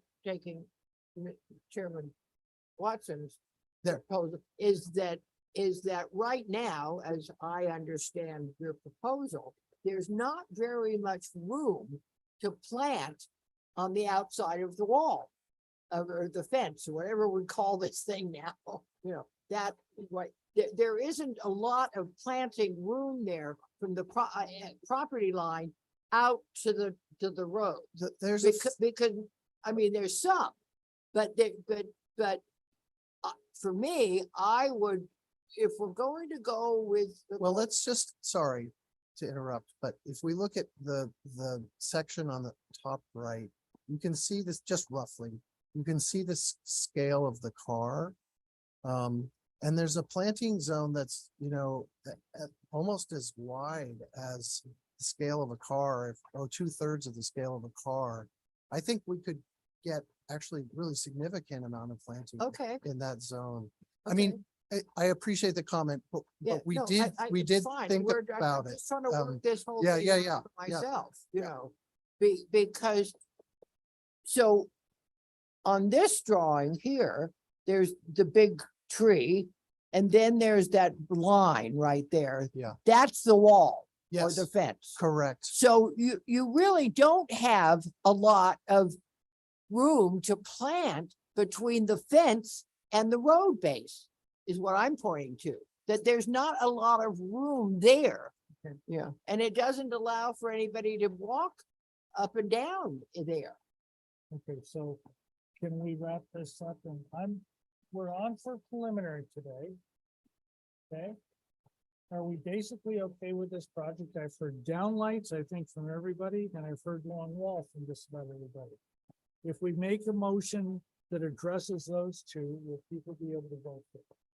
Would you like me to, how many people would prefer to see all of the downlights go up? They're on both floors at 7 feet on center. Anybody? I want to see them all done. Yeah,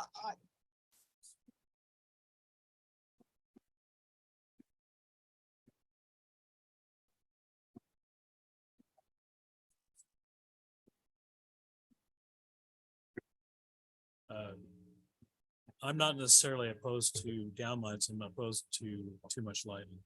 And I think you can achieve lighting with downlights that's acceptable too. So I would limit it to not having downlights. It's a main, okay, that's his comment. What do you think?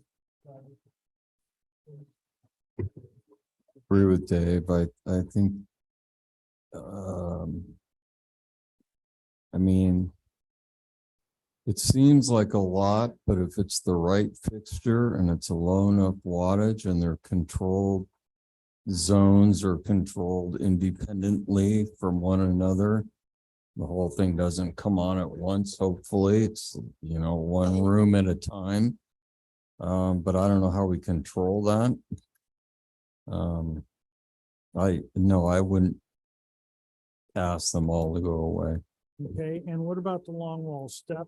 Everybody in favor of that? Is that a- No, I've kind of tried to stay out of landscape, but reconsidering in this case, I agree totally with Claire that that fence needs to be pushed back, and I agree with the chair that it needs to be articulated more. Maybe at the deeper areas from the street, you could have bigger, different plantings than at the shallower areas, because otherwise it's going to be very monotonous. And I'm not sure where Montecito stands on a walkability, but yeah, that's an issue on Hot Springs. So I'll defer to other people on that one, probably the planner. Okay, so shall I try a motion? Is that okay with everybody? Okay. I'd like to move for preliminary approval with the following conditions. Number one, the Cortan steel, whatever it is, wall on Hot Springs be restudied so that it has significantly more horizontal displacement relative to Hot Springs, and that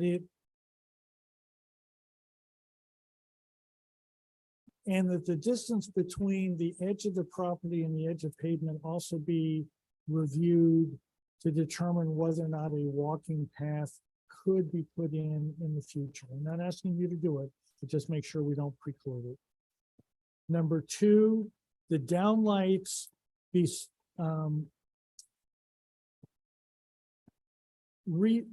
significantly restudied,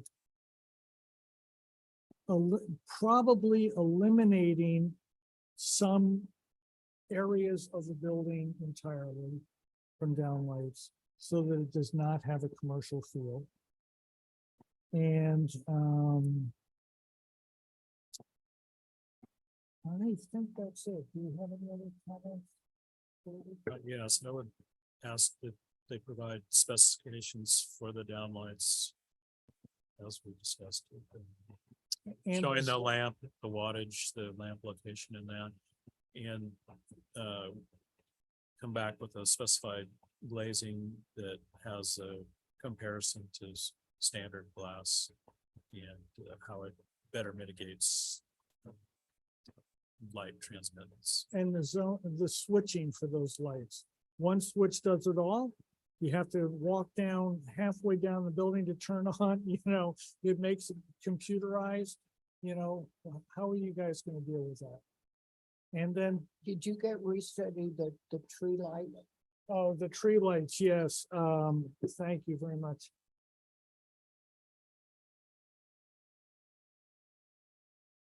No, would you be willing to eliminate that fixture and substitute that fixture with something else? Oh, sorry, Yes. a standard old FX little hat, for instance. We'll find something. Okay, Yeah, but okay. path light more than. Yep, Okay, I know it, I understand. Yeah. so there's 3 items there, right? Are you taking the notes? There are 3 comments. Okay, full board. These drawings are very complete. You showed how they're detailed out. Very nice, very nice. Do we need to see this, or you want Claire and I to try to resolve this? I think this is full board, yeah. You want full board, back to the full board. Okay, so we have a motion on the floor, 3 items, downlights, the long wall, and the tree lights. Any further discussion? Is there a second? I'll second. Is there any further discussion, please? All those in favor? Aye. All those opposed? Thank you, guys. Very nice project. Yeah, it's a beautiful, I mean, I can't imagine. It's gonna be such a gorgeous thing. And I think we're getting, I mean, it's like, I want to make sure that it's actually perfect. That's kind of what I'm Look after. at the wall on San Ysidro, please. Yeah, Yeah. was shocking. Okay, item number 9. 465 Hot Springs Road. Paul, are you here? Am I unmuted now? You are. We can hear you. Thank you. Okay, great. So Paul, I've been very bad about this. Let me read our comments. Nice improvement to existing architecture and design. Clarified layout of driveways and site entrance. Restudy doors with transom lights on east and west elevations. Restudy flat roof at bridge. Consider a gable roof. Clarify location of pickleball court in relationship to property line.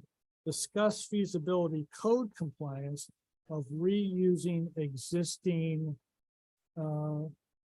windows. And we have a memo. Can we get the memo up, please?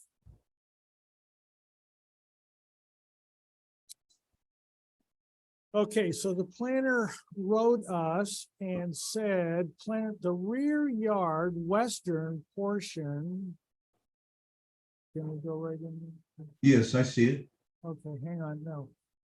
The property is within an ESH.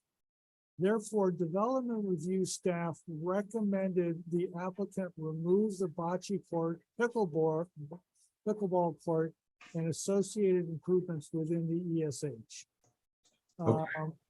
Have you done that, please? Yes, all of those elements in the backyard and anything within the, but when we presented previously, we didn't have our biologist report. We subsequently have a biologist report, and all of those backyard elements have been removed outside of it. Yeah, if you go there, you can see I've got a couple colored lines on my site plan. Paul, if they're out, they're out. So go ahead and Yeah, great. Please present your project. Well, I appreciate you reading the list because I was going to focus and just go through those items on the list one by one and then turn this over to our landscape architect who has a full package today. Talking about the layout of the driveways and site entrance, I see that you've got the grading plan up there in the overhead bar, and that is our grading and drainage plan. If you take the mouse all the way to the right up there, who's managing this? There you go. So this is, I have this driveway and entrance on the site architectural plans and the landscape plans. This grading and drainage probably gives us the largest detail. So you can see that the layouts are here and we've got the appropriate slope over the fire truck turnaround and the appropriate drainage controlled and going into the water feature, et cetera, et cetera. I don't know if you want me to go through this item by item or if you just want to take a glance at this and see that it is coordinated and organized, or are there outstanding questions about our new automobile circulation in the front yard? Members of the board, I have taken the time to look through these plans. They seemed okay to me, except if you want to have a review. I know not everybody gets a chance to review them. Yeah, any questions?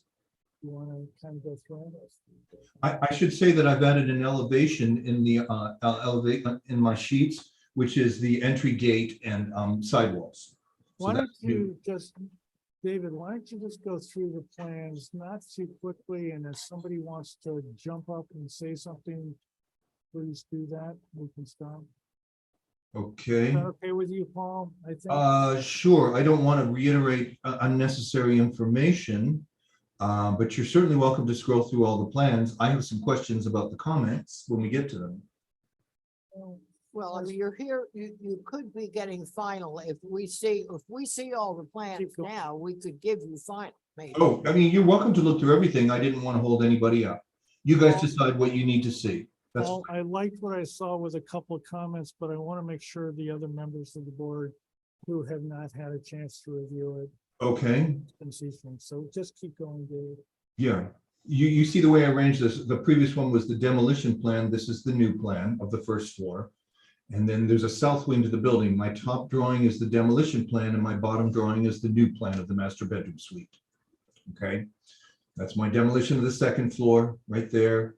And then the next drawing will be my proposed second floor revisions. I looked at them, I didn't go through the details. This is the second floor of the south wing. The demolition is at the top and the proposed is at the bottom. Right now it's a huge master bedroom suite. We're turning it into 3 separate bedroom suites. There's the demolition roof plan. And there's the new roof plan proposed. Pretty straightforward and simple. Again, the demolition roof plan of the south wing at the top We took away that rotunda and then the new one. Demolition elevation at the top, new at the Okay, bottom. let's stop here. So Dave, you had concerns about that rounded tower on the bottom, the stair tower that has a flat roof. Is that okay with you now or no, please? Is your mic on? I'm okay with it. I had questions at the last meeting. Anybody got any comments about this, please? Are we okay? This is the main entry elevation right here. Keep going. Next one. We're going counterclockwise around the building. This is the side of the garage and the back of the building. Now we're at the very back of the building, the backyard looking towards the house. Now we're on the south side of the main building. We're cutting a section through the two-story bridge tower that connects the old wing and the new wing. Now this is the south wing, demolition on the top, new on the bottom. There was a comment about these transom windows, and John and I were not clear on the comment. We thought we had coordinated all the French doors and windows on the new elevations. Is there some outstanding questions for anyone? Okay, so is everybody, the one that just screams out is the lower right-hand corner? Would that be a single? I'm sorry, John, are you talking about number 4 there on that Yeah, elevation? number 4. Now note that on the left elevation, that's the main master bedroom with the chimney in the middle and the fireplace. When we go to number 4, that is the south elevation of the master bathroom. Okay, That's so the adjacent separate room. And in the middle where there's 2 casement windows and no French doors, we have the free floating soaking tub in front of okay, us. Paul, we just chatted amongst ourselves. We're okay. So Okay. keep going. Yeah, John, can I make a comment about these windows? no. Okay. Are you reusing them? Well, I wanted to clarify, because you'd asked about code compliance. Understand that all the existing doors and windows we are keeping are getting brand new dual glazed insulated sash. And all the existing windows we are relocating are getting brand new dual glazed sash. We're just using the frames. Does that make sense? Yeah, that's fine. For energy compliance. You need the weather stripping too, but you'll get that. Well, of course, yeah. There'll be new weather stripping that they'll install in the existing windows when they put in the new sash. Okay, so this is the extent, this is about all the details we've got. It's, and you have a metal cap going up there, cap flashing on top of it. Yeah, I don't have a major parapet, just a small small metal flashing cap, Okay, so you've got the metal flashing cap on the drip on the top of this. Yes. But just as a lower profile on the outside as we can get, inch and a quarter, something like that. A small kick to the metal, that's it. Here's my elevation of my gate, entry gate. Some for your design review. On the upper left, the stucco paint, and then the green would be the windows and doors and trim. Some views of the doors, wood doors and windows with the dual glazing. That's our rustic mission tile roof. And then I've got a view of the exterior downlight sconce that's going around the building. Okay. These electrical plans will just show you where the exterior lights are, which are all the downlight sconces. Same. And same. Paul, I don't know that we need to see these. Can we go to the landscape plan PDF 3, please? Absolutely. Guillermo should be online and he's going to give a presentation of his entire package. There's a landscape plan PDF 3. Guillermo's up? Yeah.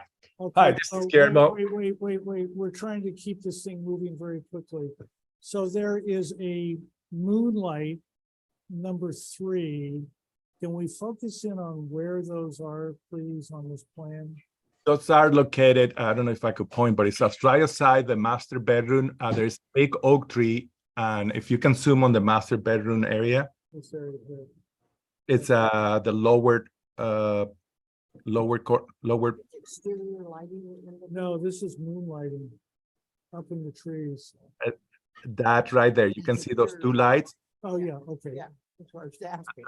And it's just soft light, just illuminating creating a moonlight effect right outside the And I think that there's a couple here. And the other one is right next on the oak tree, where the lily pond makes a turn, and it's a table table there. So there's another moonlight in there, just one. Okay, so I wanted to ask a question. Is there any site lighting on the eastern portion of this site? The It eastern shows portion. only the western portion of the site here. The only light on the east portion is you can see it at the terminal of the terrace, that half a circle terrace. There's an oak tree and there's a chair right there, and there's a moonlight right over that chair. No, there's a very long horizontal section of this property that goes out to Hot Springs. Is there any out there on No. that long section, please? No, there's no moonlight over there. There's path light, and it's just replacing the existing driveway light with new LED path lights. No moonlight over there. You can go do whatever you want to do. Okay, on PDF 5, please. Where is hydrozone 7, please? Ooh, okay. You called it as a special landscape area. What is? Oh, okay. Yes, that's right. That's the kitchen garden. So Very good, thank you, that's good. Okay, and then on the architectural plans, PDF number 1. We're getting you through this as fast as we can. No problem. I'm here. PDF number 1 on the architectural. Sheet. In the upper right-hand corner, there's a FAR calc. Okay. Okay, Yeah, you want to blow that up? Yeah, Questions? Since the last time, I've added the guest cottage to this, and I've added the okay. pool So cabana. there's 2 portions of this. There's the main residence up above, and then there's the detached. Paul, you have 190 square feet of existing to be removed for a carport, Yes. but you don't have the carport shown. So the FAR calc has minus 190, Existing to be removed. but you don't have that it's existing.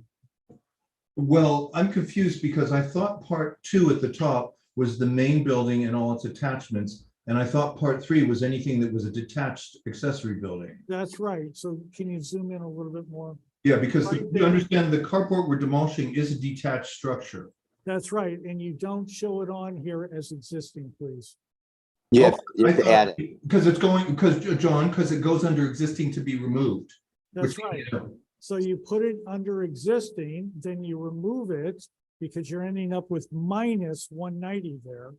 Oh, you're saying it needs to be in both columns. And then it'll be 0, Paul. Then it'll be 0. Oh, I see what you're saying. I have to have it under the first column and the second column. That's right. I'm Okay. clear on what you're telling me. I understand Okay, that. very good. So that's all that I knew about the metal flashing cap. There may be the downlighting, but I thought that it was okay. And this just a little anomaly, both for preliminary and final today, if we want to do it. Okay, so question, can I encourage you to be done with your presentation at this point? So- yes.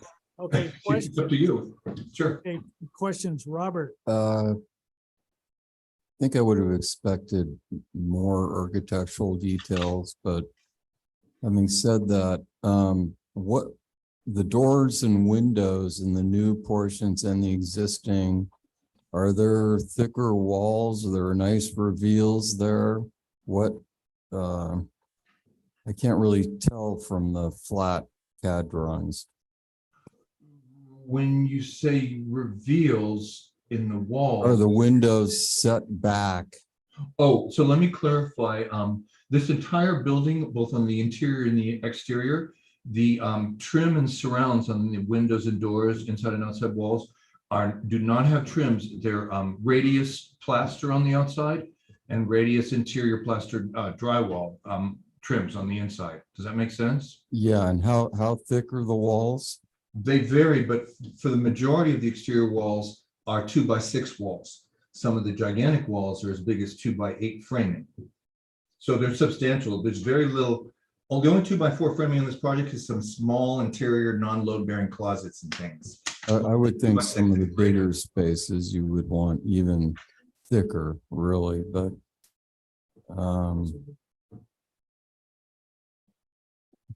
no other questions. Claire, questions, please. No questions. Dave, questions, please. No questions.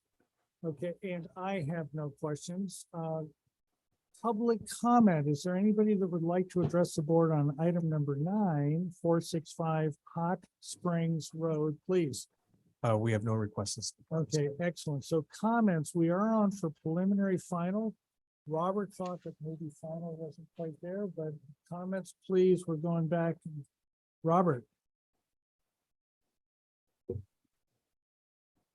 Again, I'd like to see more architectural details for a true final.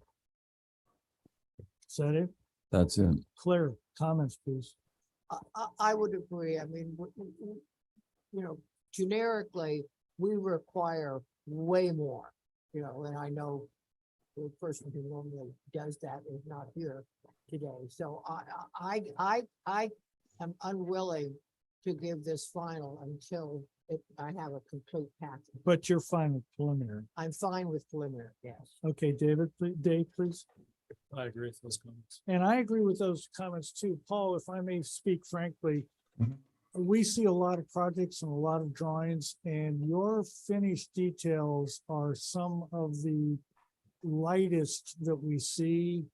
And we really want to make sure that the buildings are done the way we think they are going to be. So please, doors and windows and other conditions, so that in case you won the lottery and got to take a trip around the world without a cell phone, it would be built exactly the way you want. No comments. I understand and I hear you. If I can just make one follow-up, and I can follow up with more details, just want to clarify that 90% of this project is existing buildings. So I'm assuming you're asking for detailing on aspects of this building that are additions or alterations. That's correct. Only the not new work.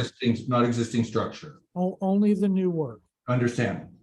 Okay, so, and match it as close as you can, and I'm sure it'll be fine. So does somebody want to make a motion, or would you like me to do it?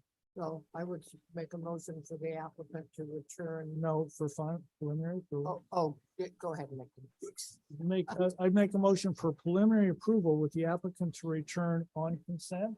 You good with that? Yes, yes. With enhanced finished details, please. Okay. Is there a second for that? Second that. All those in favor? Aye. All those opposed? Is there any other, thank you, Paul. Thank you. Thank you. Thank you, and I'm clear. Thank you. Okay, so Thank you. is there anything else we need to chat before we go? Thank you all. I know it was kind of a long meeting, but That's right. okay, so Motion for adjournment, please. So Did you figure out who made it, who seconded? Okay, all those in favor? Aye. All those opposed? Thank you.